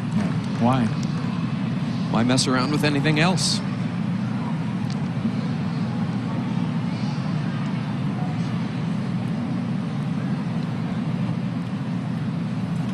Stevenson fights that one off left side.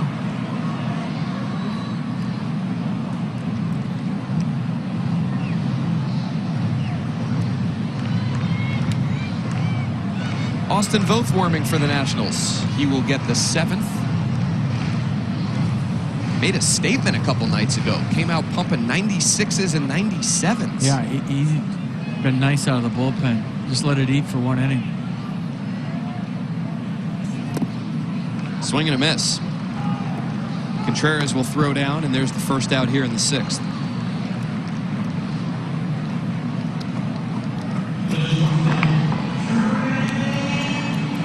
Fourth strikeout for Ynoa.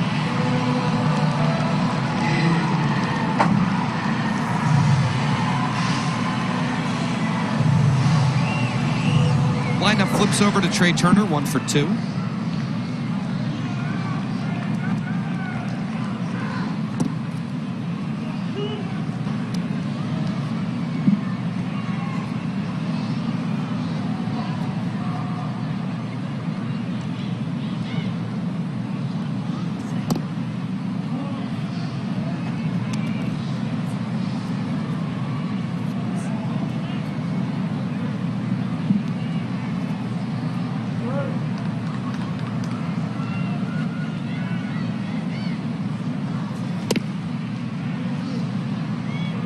Trey tied for 5th in the majors with 10 multi-hit games, trying to get his 11th here in this AB. Saw a rare changeup right there, 1-1. Now he's got count leverage. See if he throws him a heater up 6 runs. No, Nope. This is, the game has changed, man. The 6-run lead. I mean, he's pitching for the shutout, so I get it. And he knows Trey's dangerous. Last thing you want to do here if you're Huascar Ynoa is walk Trey Turner. Now with a 6-run lead. Here's the 3-1. Just gets the edge at 97. He got the edge, and Contreras pulled it right to the middle of the plate. Watch his frame. My goodness. I mean, if you're not seeing that as an umpire, he literally pulled that ball off the plate away to the middle of the... Usually it's subtle. It's just a little turn of the wrist. You know, a little... something smooth. I mean... Can we get some StatCast numbers on ground covered on the frame job? Jeff Nelson is seeing strikes tonight, but, you know, he's in a rhythm with Ynoa, obviously, so that's why that happened. Turner battling here in a full count.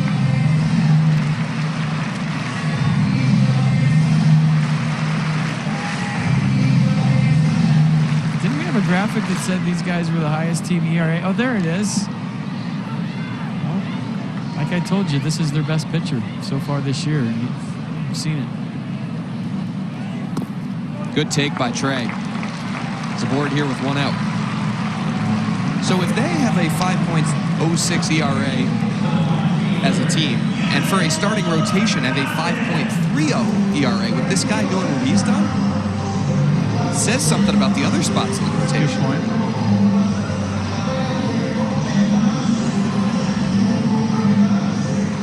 Here's Yadiel. 0 for 2, lined out hard in the first inning. Grounded out to first back in the 4th.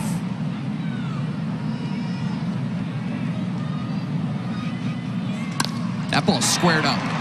Right at Dansby Swanson. To second, to first. And Huascar Ynoa is out of the 6th with some help from his friends.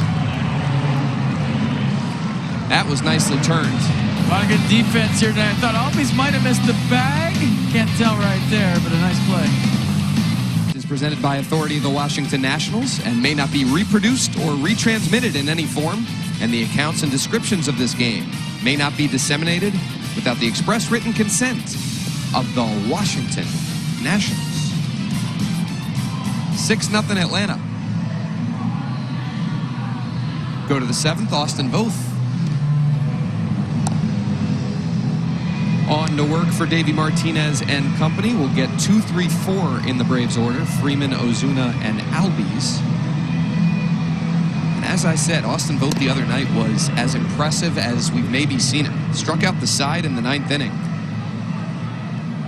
96, 97, 97 on the final fastballs to close out those 3 strikeouts. Well, you have those days as a pitcher where the baseball feels like it's 3 ounces and his velocity's up. Fastball's averaging 94 this year. The highest it's ever been was 93 in 2019. So we'll get Freddie Freeman. No easy task here leading off the 7th.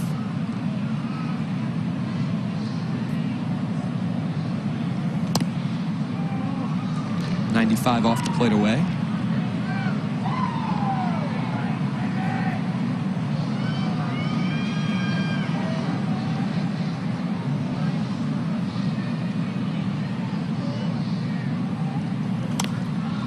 Yeah, his swing does not look right. And they're pounding him in.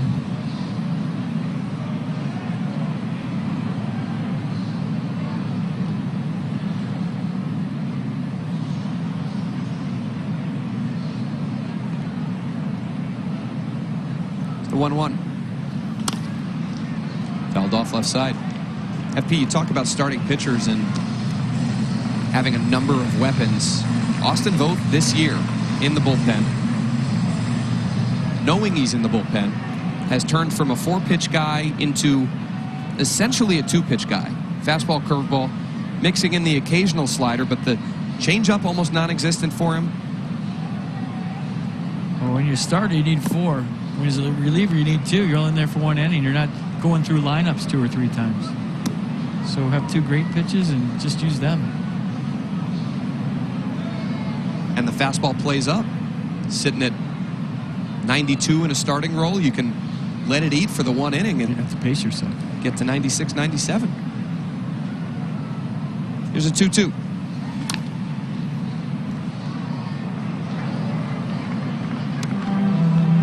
Both just one of a number of Nationals relievers that have been excelling over the last week or so. 1.35 ERA for Davies' relief unit. And a key factor in this FP is that the starters are going deeper into ball games. There hasn't been as much of a load on the Nationals' pen. Davey can pick his spots a little better for certain guys. Then you got fresh guys throwing 96. That's how it works. That's how it's supposed to work, ideally.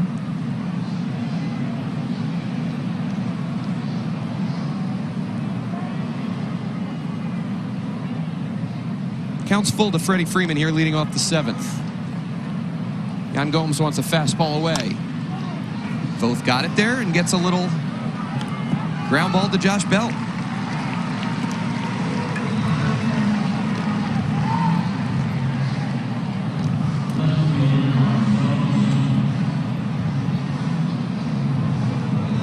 It's Marcell Ozuna.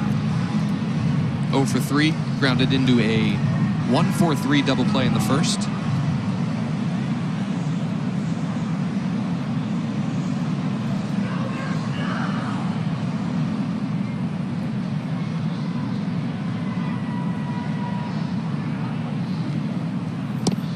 Swings through that fastball. Ozuna from Santo Domingo, Dominican Republic. Idolized fellow Dominican Vladimir Guerrero Sr. growing up. Wanted to play the game just like Vladdy did. Now he wants to play just like Vladdy Jr. No kidding, after what we saw this year.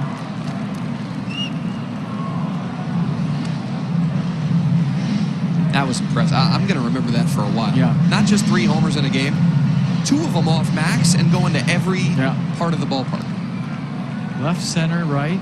2 off a Hall of Famer. Future Hall of Famer.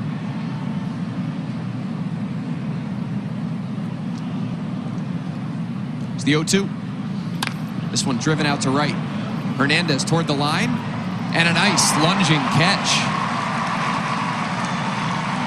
Austin Voth shaking his head, not happy with where the pitch was, but happy with the play behind it. That was a sweet route, a sweet jump, and a sweet play. You say Yadiel Hernandez could hit. We know about that, right? But how about this? Good direct angle to the baseball. Perfect route. Fully stretched out. Watch it go into your glove, Yadiel. That's a nice play. Austin Voth digging it, and so are we.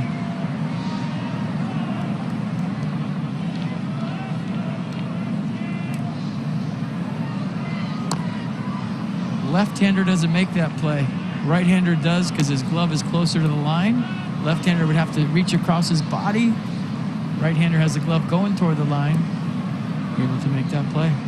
Looking back at the location, pitch was off the plate away. I don't think that Austin Voth was upset with this set himself. Maybe just shocked that the ball went that far. Maybe. Albies ground ball right side. Bell, little glove flip to Austin Voth, and another good inning for the Nationals right-hander. It's our Geico do-ups, Josh Harrison.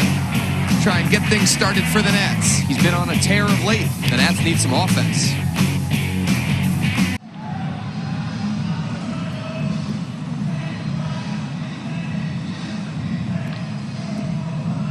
Huascar Ynoa is dealing here at Nationals Park.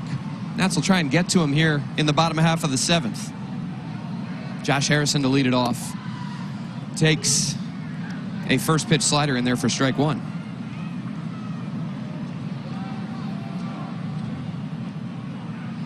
Just 74 pitches now for Ynoa.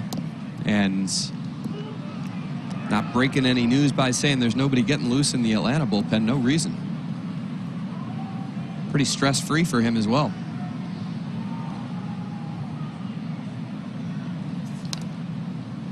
Harrison stays alive.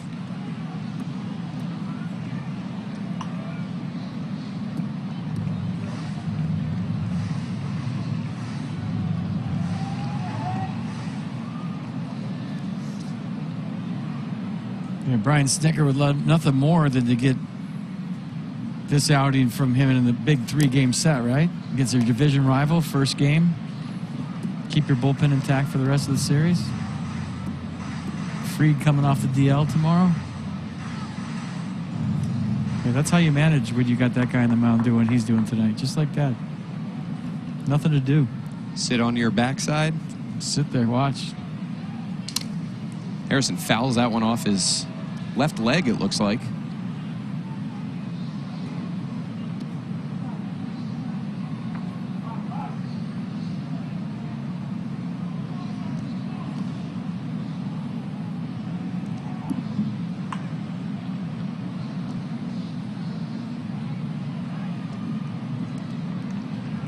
Take a little stroll, get a new bat, shake it off.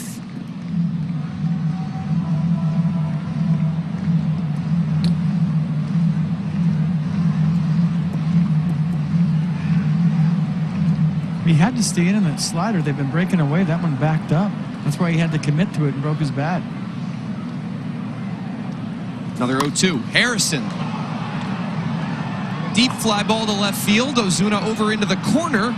And that's a nice catch.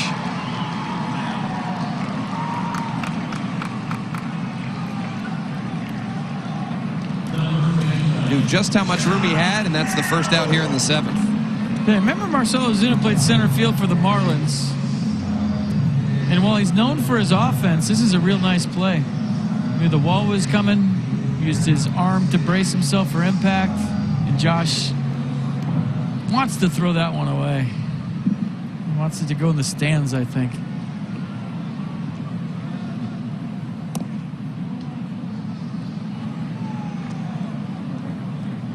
Here's Josh Bell with one away. Looking to check in. Fastball high.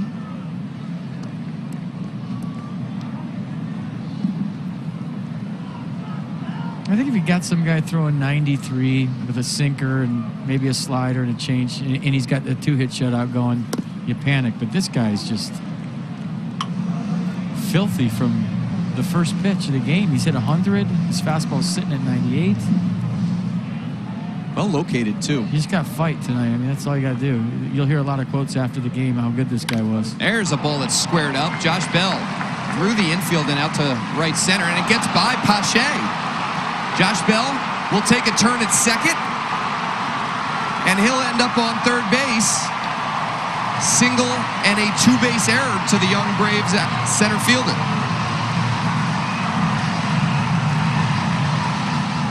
Get on top of it, Josh Bell.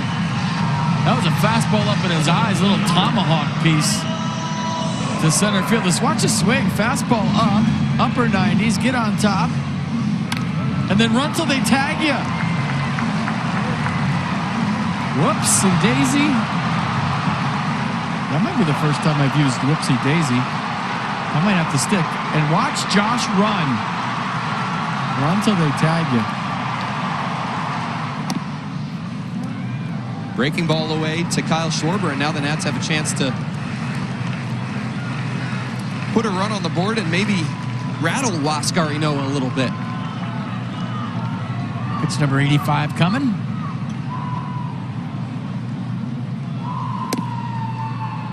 Gets the call on that fastball. Kyle Schwarber disagrees.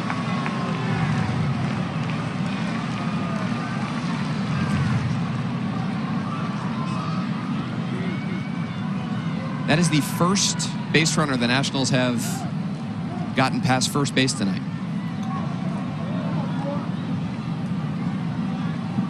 Well, that's how good Ynoa's been.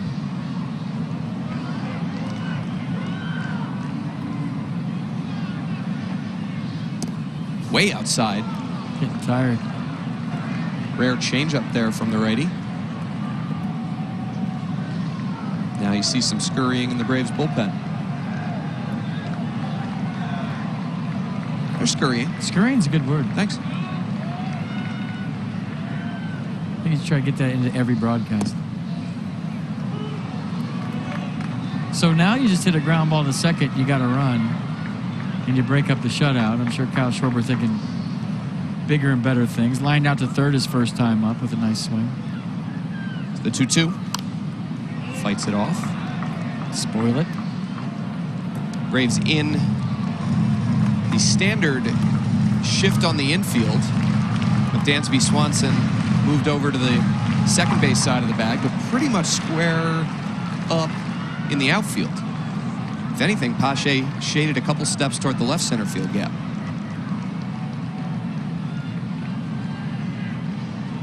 Another 2-2. Tapped back over Inoa. That'll plate Josh Bell. Swanson makes the play for the second out, but the Nationals are on the board here in the 7th. Hey, get it to slam range. You never know if you get in the bullpen.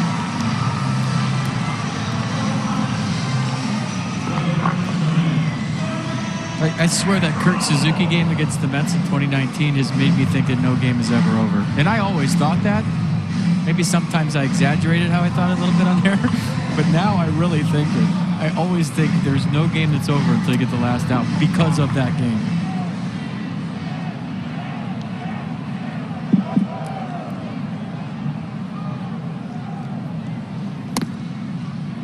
That's not a strike. It's not anywhere close. Will Harris, get our first look at the right-hander this season, activated off the injured list today.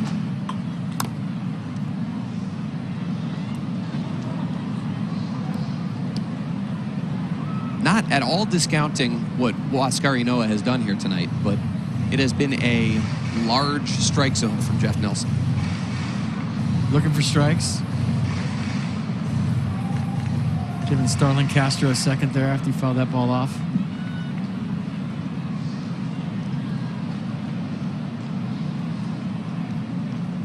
It's the 0-2.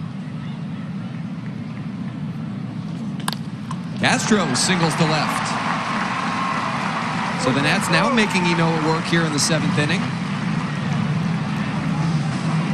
And now the scurrying has turned into throwing out in the Braves bullpen.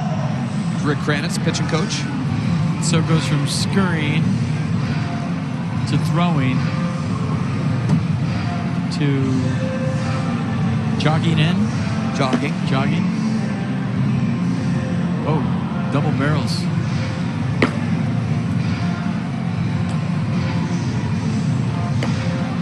Looks like Matzik and Santana,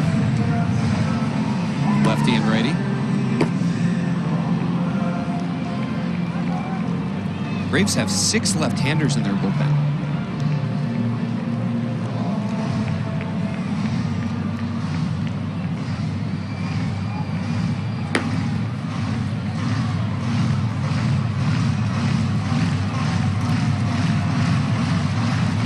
Pitch count getting elevated for Inoa here in the 7th. And the Nationals will try and chip away a little bit more. Yan Gomes singled to center his last AB. He runs into one right here. He got a big-time ball game. Contreras trying to frame that slider, and Jeff Nelson wasn't buying what he was selling. Young catchers try to frame everything. Veteran catchers frame pitches that are just off the plate. Contreras has been trying to frame everything tonight, but in his defense, it's working. Now you just got to find the pitch and give it a ride here. 2-0 count, down by 5, runner on first. You already got a base hit if you're Yan Gomes. Let it rip. Interesting here with Inoa getting that pitch count towards 100. He threw 101 pitches his last time out. He had never thrown more than 82 going into that outing. And now following it up with another near triple-digit pitch performance here as the Nats are making him work.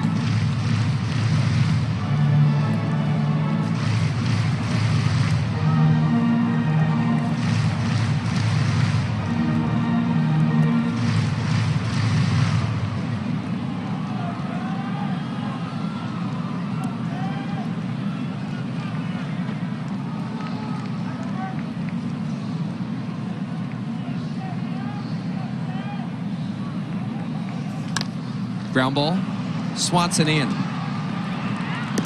Gets the big hop and throws out Gomes to get Inoa out of the 7th. Nationals get on the board, but they still trail 6-1. available for this week's games. Tickets start at just $14, and socially distanced seating and safety protocols are in place at Nats Park. Visit nationals.com/tickets 2021.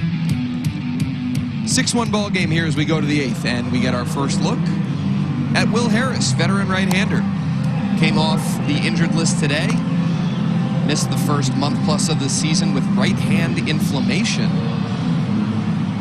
Nationals were a little unsure what it was for a while there. Sent him for some tests. Turned out to not be anything too serious, and Harris got built up over the last couple weeks, and here he is.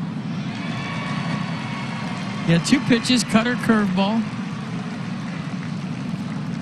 Threw the cutter 78% of the time last year.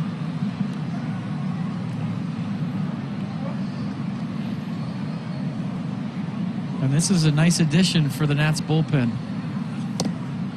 Get this guy locked in because he's good.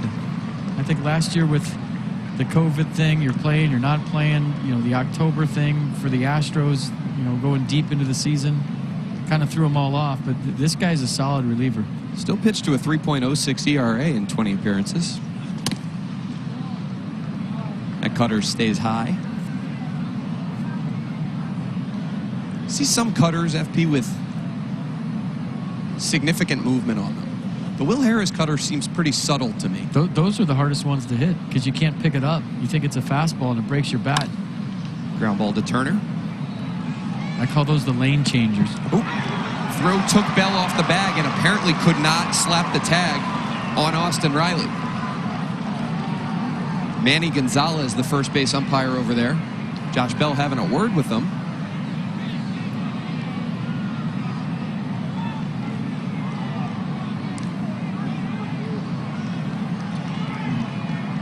Trey having a tough night defensively. Looked like he got him, though.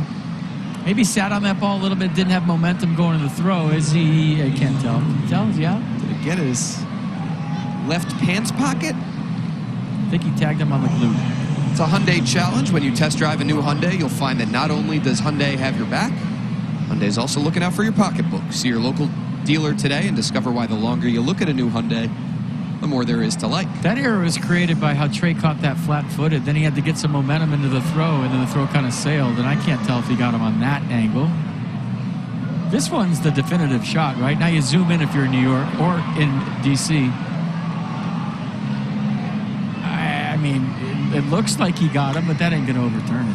See how he caught that flat-footed? Now he had to get his momentum going, and there's not a lot of momentum into the throw. That's why it sailed. For you younger players, throwing errors as an infielder are created by your lower half 90% of the time. If you sit on a baseball, then you got to create momentum, and then there's nothing behind your throw. If you go toward the ball, you're moving toward your target. And hey, I'm talking about one of the best shortstops in baseball. I'm just trying to tell you why that throw sailed. You talk all the time about keeping your feet moving, too. Through the baseball. They're taking a long look at it.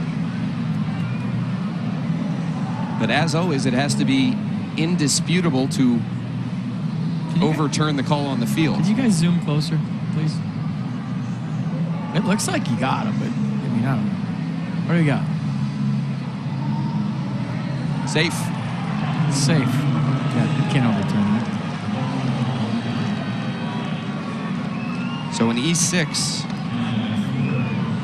puts the leadoff runner on here in the 8th inning.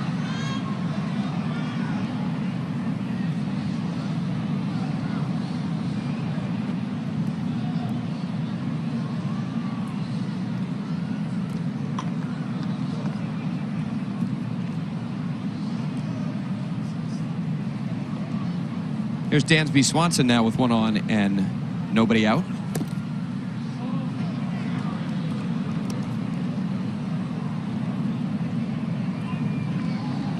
Having himself a nice night.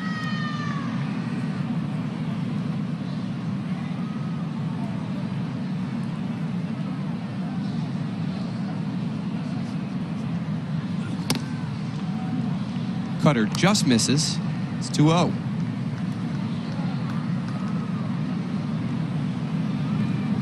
Paolo Espino.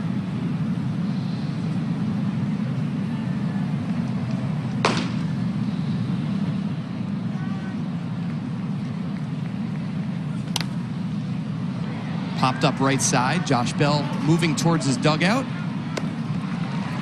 There's the first out.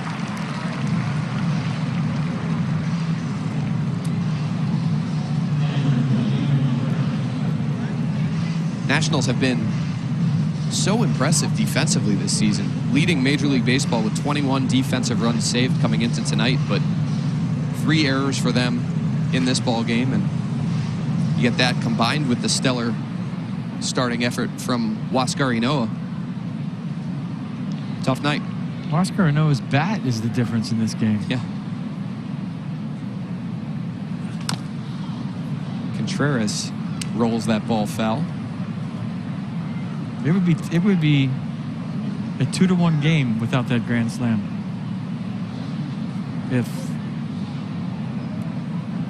But still, right? I mean, that's the difference. As well as he pitched, we'd be talking about a 2-1 ball game in the 8th inning. Very true.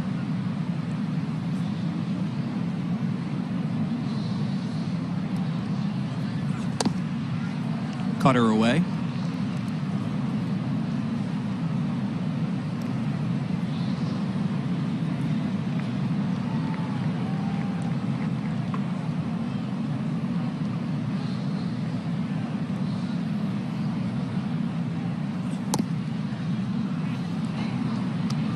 Two and one. Harris saying that he's healthy. He just still gets inflammation in that right hand after he pitches. So there's something going on there, but he says, I'm healthy. I want to pitch. I want to help this team.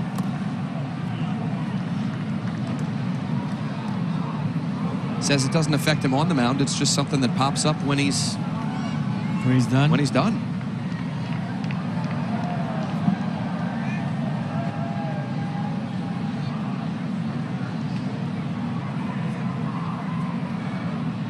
Behind Contreras, 3-1.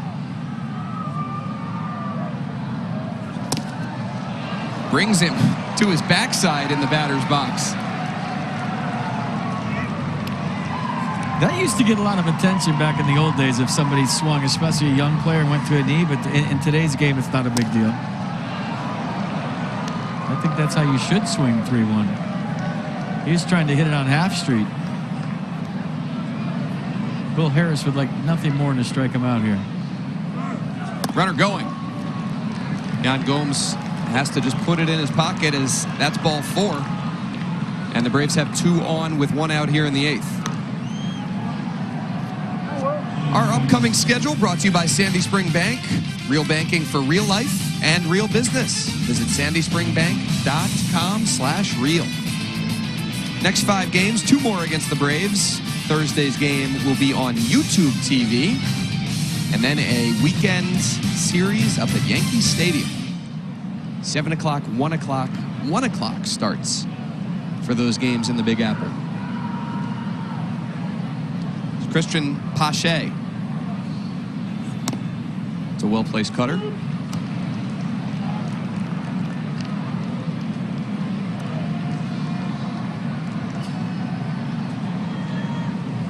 And that guy has been a huge weapon for them off their bench this season, Pablo Sandoval.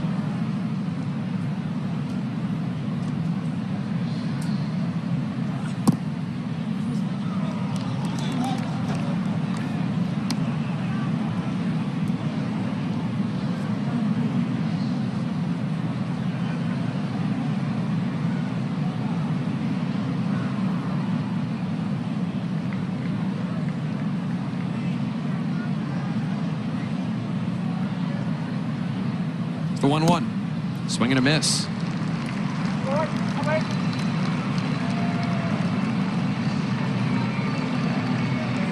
Steady diet of cutters from Will Harris.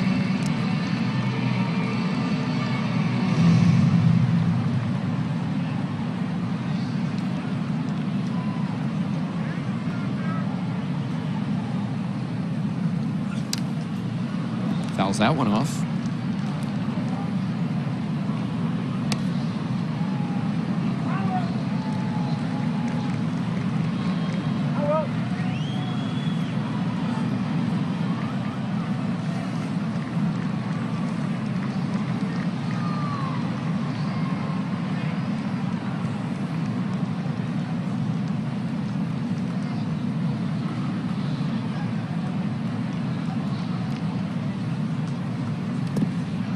Good block by Yan Gomes.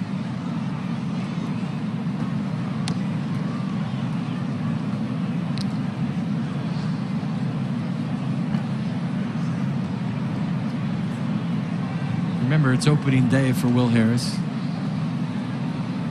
Take a minute to lock in. He'd love a ground ball here. Have to be hit firmly right at somebody for the double play, though. Pache can fly. Swing and a miss. Cutter elevated. And Will Harris has the second out here in the 8th. Yeah, always replay a strikeout, right? A little giddy up there on the cutter, too, at 91. Looked like it had some late hop to it. Pache late. There's the cutter grip. Watch it just subtly change lanes there at the end up in the zone. Up above the zone, I should say, correctly. So here's Pablo Sandoval. This guy's only gotten 27 at-bats this season for Atlanta. Has 8 hits. 3 of them have left the yard. And he's driven in 8. And one of them was a gut punch to the Nats last time they were here. Sure was. Pinch hit homer.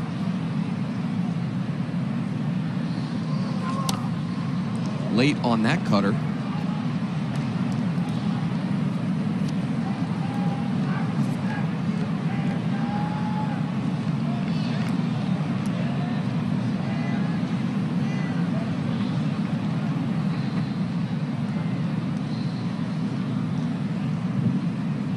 That pinch hit homer that he hit against the Nats earlier this season was in a game started by Huascar Ynoa, who dealt in that game, too. 5 scoreless. Here's the 0-1.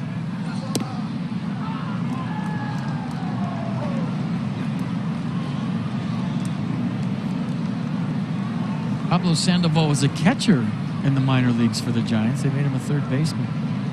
He was a pretty good catcher, too. I don't know if he'd still be playing if he was a catcher his whole career.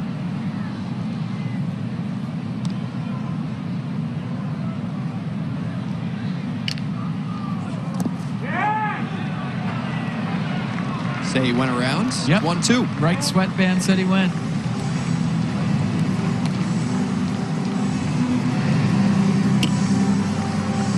So Will Harris, Nats signed him after that 2019 season. They obviously saw him in the World Series, and we all remember what happened there. But that regular season, he had a 1.50 ERA in 68 appearances. This guy has a long track record of success.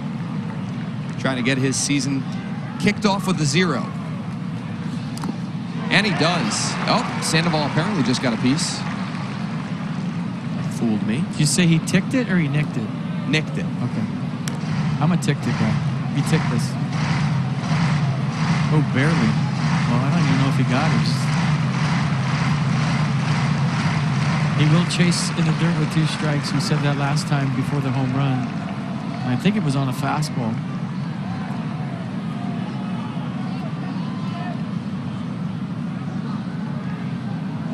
One-two. Swing and a miss. Got him that time on the cutter above the zone. So with 7 innings pitched. 1 run on 4 hits. Struck out 4, walked 2.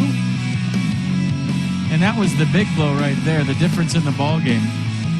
The grand slam for the opposing pitcher. His 2nd home run in as many starts. Remember, he had his 1st home run ever his last start. See your local Hyundai dealer today, because the longer you look at a new Hyundai, the more there is to like. And there's your game summary. Soak it in. Talk amongst yourselves. ERA down to 2.36 now on the season for the young right-hander. Here's Tyler Matzek, left-hander making his 13th appearance of the season.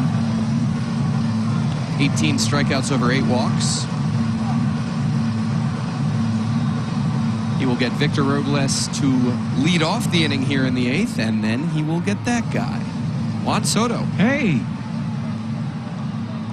I know him. that's worth sticking around for.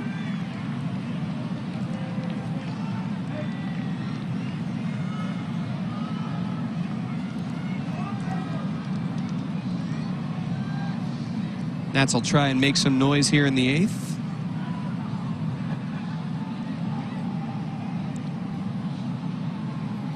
Robles 0 for 2.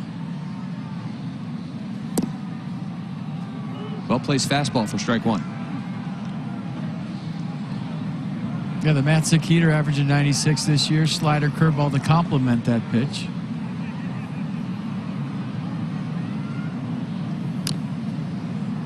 Quickly 0-2. Davey Martinez would love for Victor Robles to get going here sometime soon.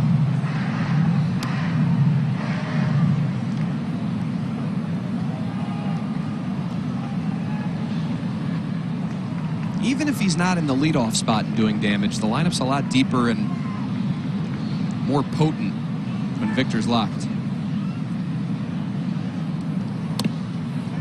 Fastball up. 1-2.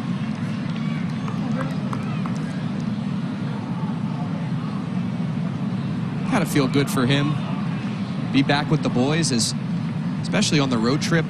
Unable to travel with the team when you're on the IL because of the COVID protocols. That went inside, and if it didn't hit him, I don't know how it avoided him.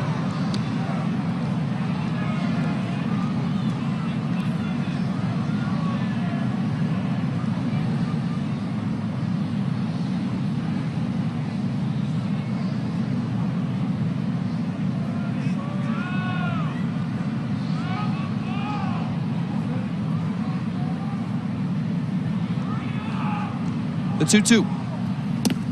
Lays off, works the count full.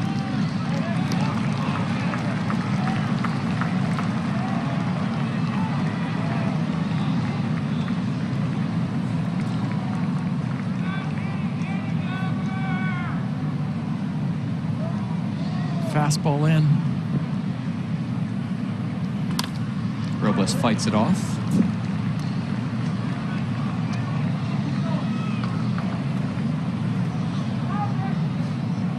What do dugouts say when a guy fouls off a fastball in on your hands? Get him out of there? Get him out of there, spoil it.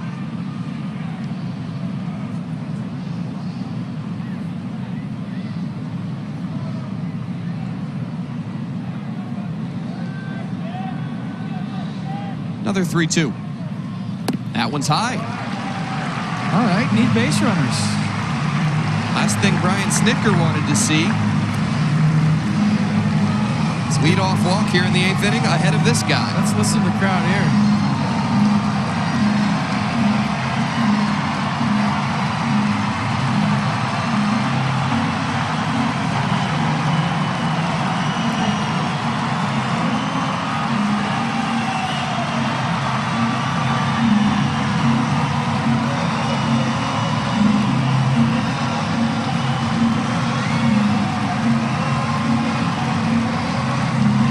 Feels good seeing him in the batter's box, doesn't it? I don't care what the score is.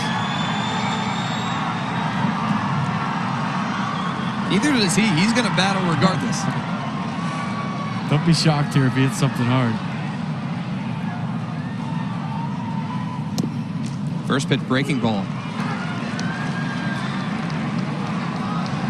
He has been waiting a minute for this at-bat, hasn't he? Missed the last 8 games with that left shoulder strain. Still unable to get a start out in right field because of the throwing. That one at 97. Jeff Nelson calls strike 2.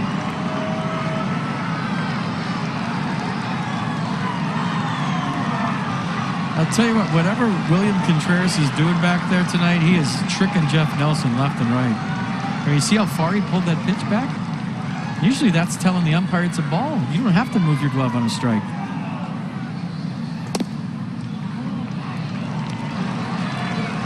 It's a little shuffle.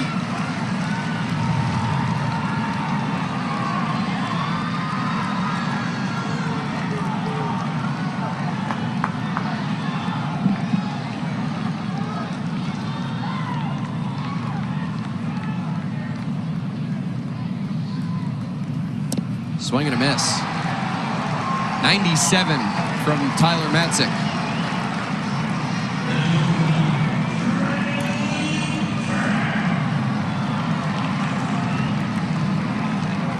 Well, welcome back, Juan Soto. Gonna see some pitches, right? It's not that easy to sit out 8 days and walk up there and rake. That's not a strike, still. And this last one he had to swing at because it was in the same place.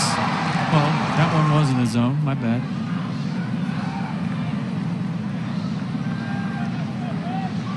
One away for Trey Turner.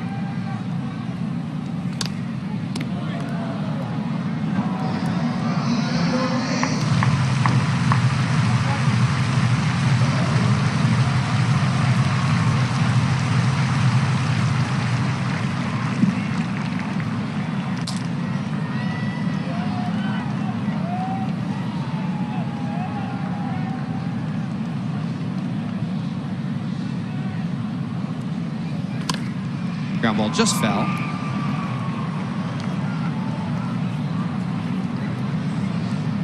It's A.J. Minter. Another of their 6 southpaw relievers.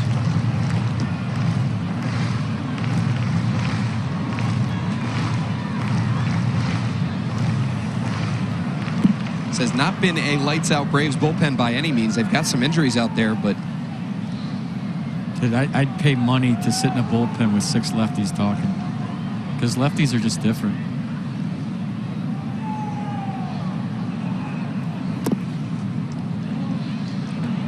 You know, everything's backwards, and they're usually a little, you know, out there. So 6 in the same bullpen. I mean, they got to mic up the Braves bullpen with all those lefties out there. I bet you it gets weird. how often are the right-handers the minority in a bullpen? Yeah, absolutely. You have your lefty specialist to get out Bryce Harper, or name a big left-handed hitter in baseball, Cody Bellinger. But Freddie you have Freeman. 6 of them down there.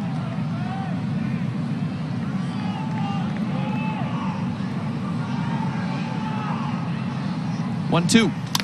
Turner out to right center. Pache after it. So is Acuna. It gets down. Robles took a turnaround second, and a great throw nearly got him.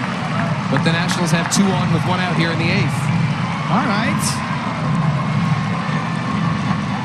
Another 2-hit night for Trey Turner, making 2 for 3 with the walk on base 3 times, doing that leadoff thing.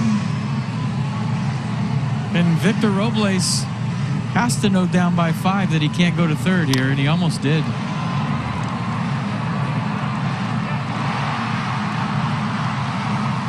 Had to scramble back. Just need base runners right now. Let the game come to you.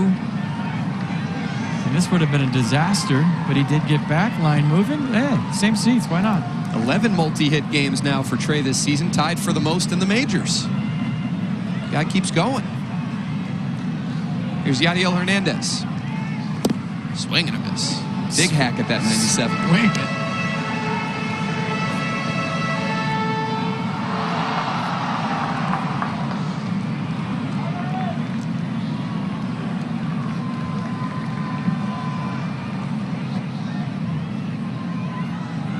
Fans are waiting to explode for something here tonight.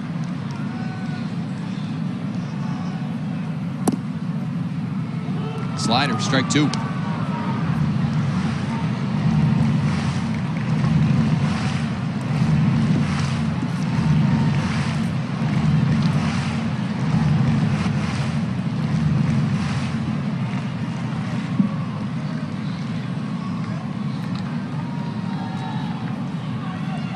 Pache pretty shallow in center.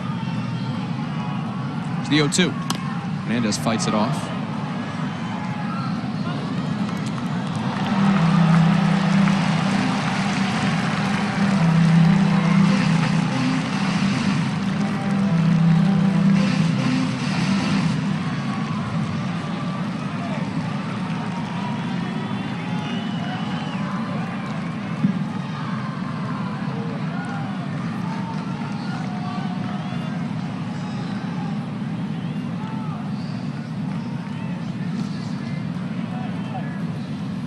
Ooh, up and in. 96 around the neck. So he's trying to stay in there for the off-speed pitch, which was nasty. So he's sticking his teeth in there, and it almost got him right in the face. Remember, Bryce Harper got hit in the face the other night. Good thing he got out of the way.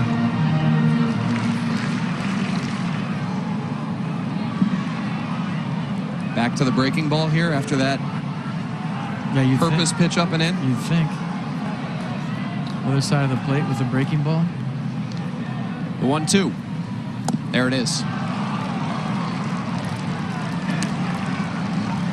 2 down. A nice pitch using that fastball in his face and then goes the other side, and that's a tough go for Yadiel Hernandez.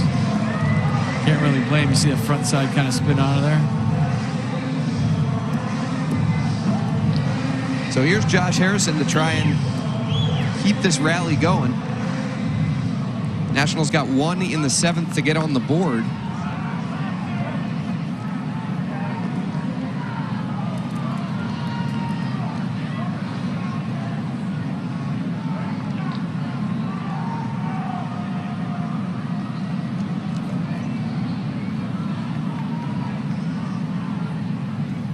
Harrison, fly ball to left. Ozuna is right there.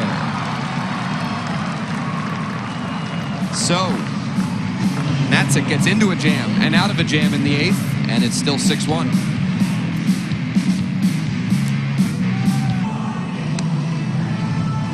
We go to the 9th. Paolo Espino made an emergency start a couple weeks ago when the Nationals put Steven Strasburg on the IL. Since then, 2 relief appearances for the right-hander, who's done a nice job. He comes in throwing strikes. Davey Martinez loves that.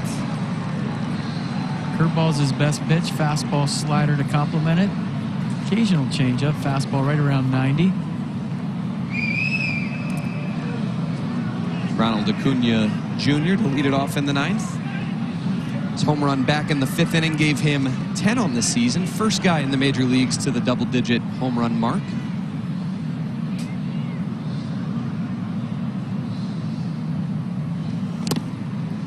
Big hack at that 90-mile-an-hour fastball. I feel like we say for nearly everyone at this point in the game, he does not get cheated. Very few B swings being fired off these days. What if we said some guy does get cheated? Like, this guy gets cheated all the time. He barely swings.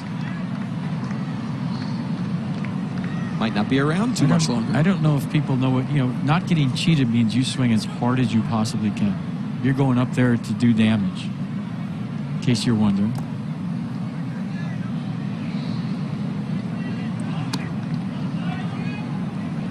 One and 2 to Acuna.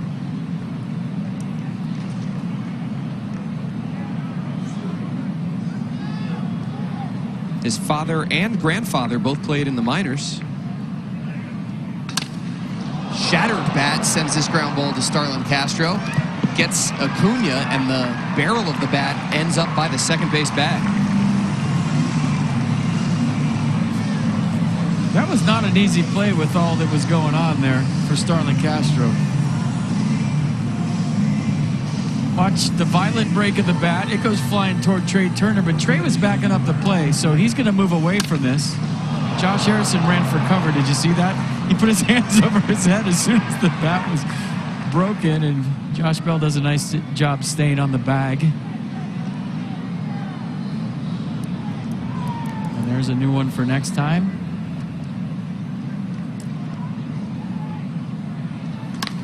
Freddie Freeman to center field. Robles over, and now back, and he's got it short of the track. Yet again, Paolo Espino working quickly, throwing strikes and getting outs. Double barrels with 2 more lefties. Minter still throwing, and Grant Dayton has joined him.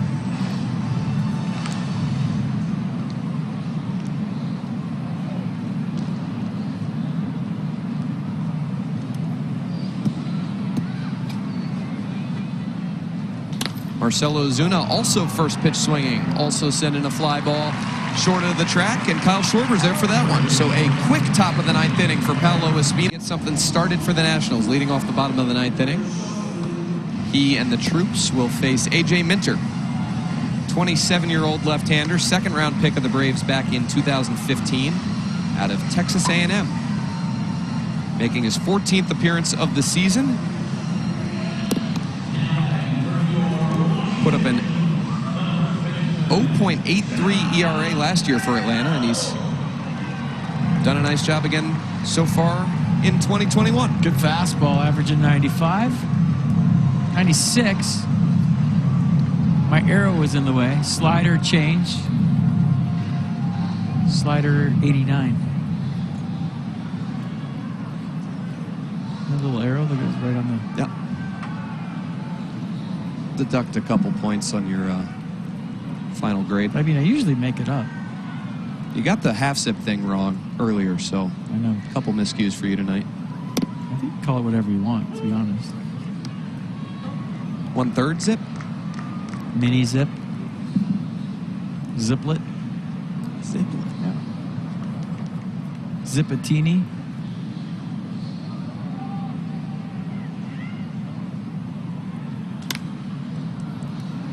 Oh, 0-2 on Josh Bell. Josh would love a 2-hit night. Tomahawk single and an error last time up. And as a switch hitter, a 2-hit night from both sides is important because you have confidence in both your swings going into tomorrow. Not that he doesn't.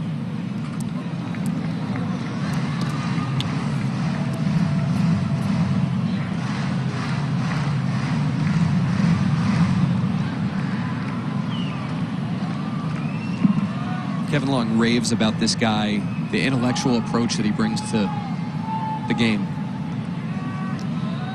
Keeps a book that he writes down his analysis of ABs in the game. Strikes out to lead off the ninth. And the more he'll play in his division, the more that book will be more valuable to him moving forward.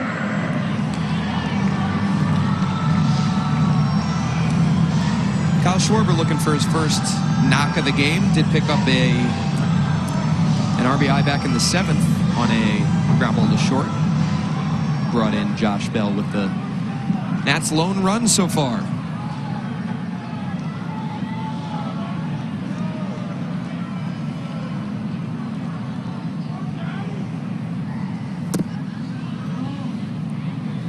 Fastball misses. 1-0.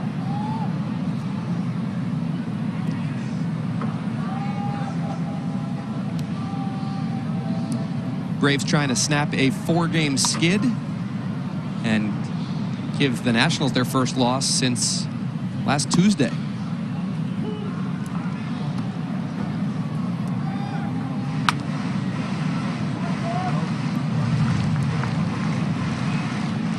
Nats Extra coming up next with Alex. Recap this one for you.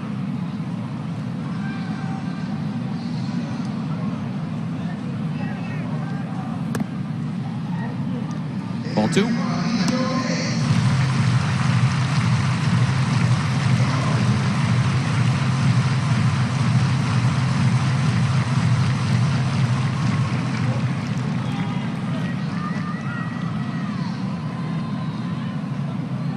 I gotta give Kyle credit for sticking with, the crouch thing. Sometimes when you don't get off to the start you'd love to get off to, you change stances. And that can be dangerous because if you start tinkering too much early, by June you're on your 5th stance and you forget where you started, you're totally lost. So it takes a lot of mental toughness to say, you know what, I believe in this, it's gonna work, and it's only a matter of time before it clicks. Consistently clicks. It's the 2-2. Good take.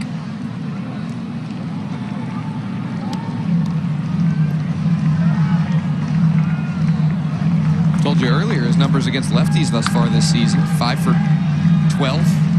Home run, a double. That was the question with him coming into this season, is how consistently can he hit left-handed pitching. He's done a really nice job in that area.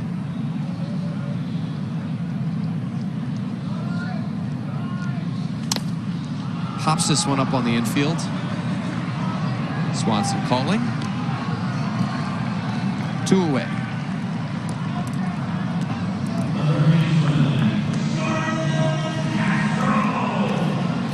be Eric Fetty for the Nationals tomorrow against Max Fried, who will come off the IL for Atlanta.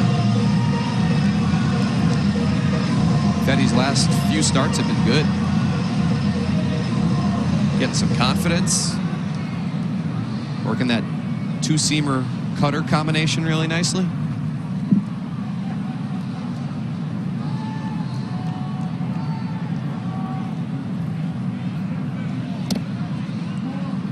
I have a Ryan Zimmerman sighting tomorrow too, possibly. Gets the lefty.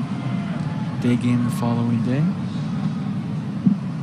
Back-to-back lefties for the Braves to end this series. Max Fried and then Drew Smiley. Playing one of those games. Swing and a miss by Castro.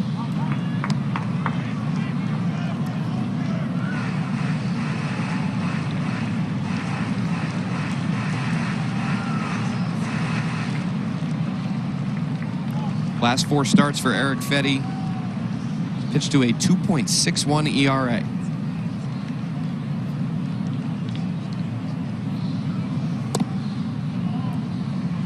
Cutter backs Castro off the plate. Did not go around.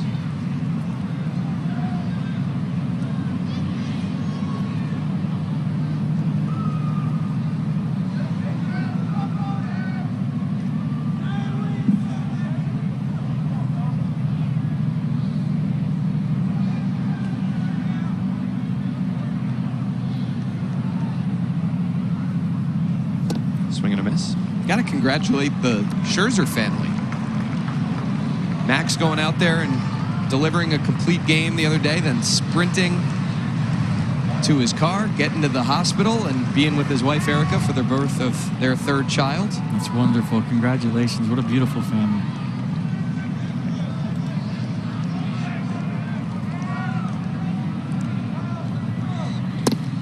Swinging and a miss, and that'll do it. Braves take game 1 of this 3-game series by a score of 6-1. Oscar Inoa did a nice job on the mound and in the batter's box. 7 one-run innings for him and a grand slam as well. As we mentioned, Nats and Braves meet again tomorrow. Eric Fetty against Max Fried. Coverage begins at 6:30 with Nats Extra on MASN 2.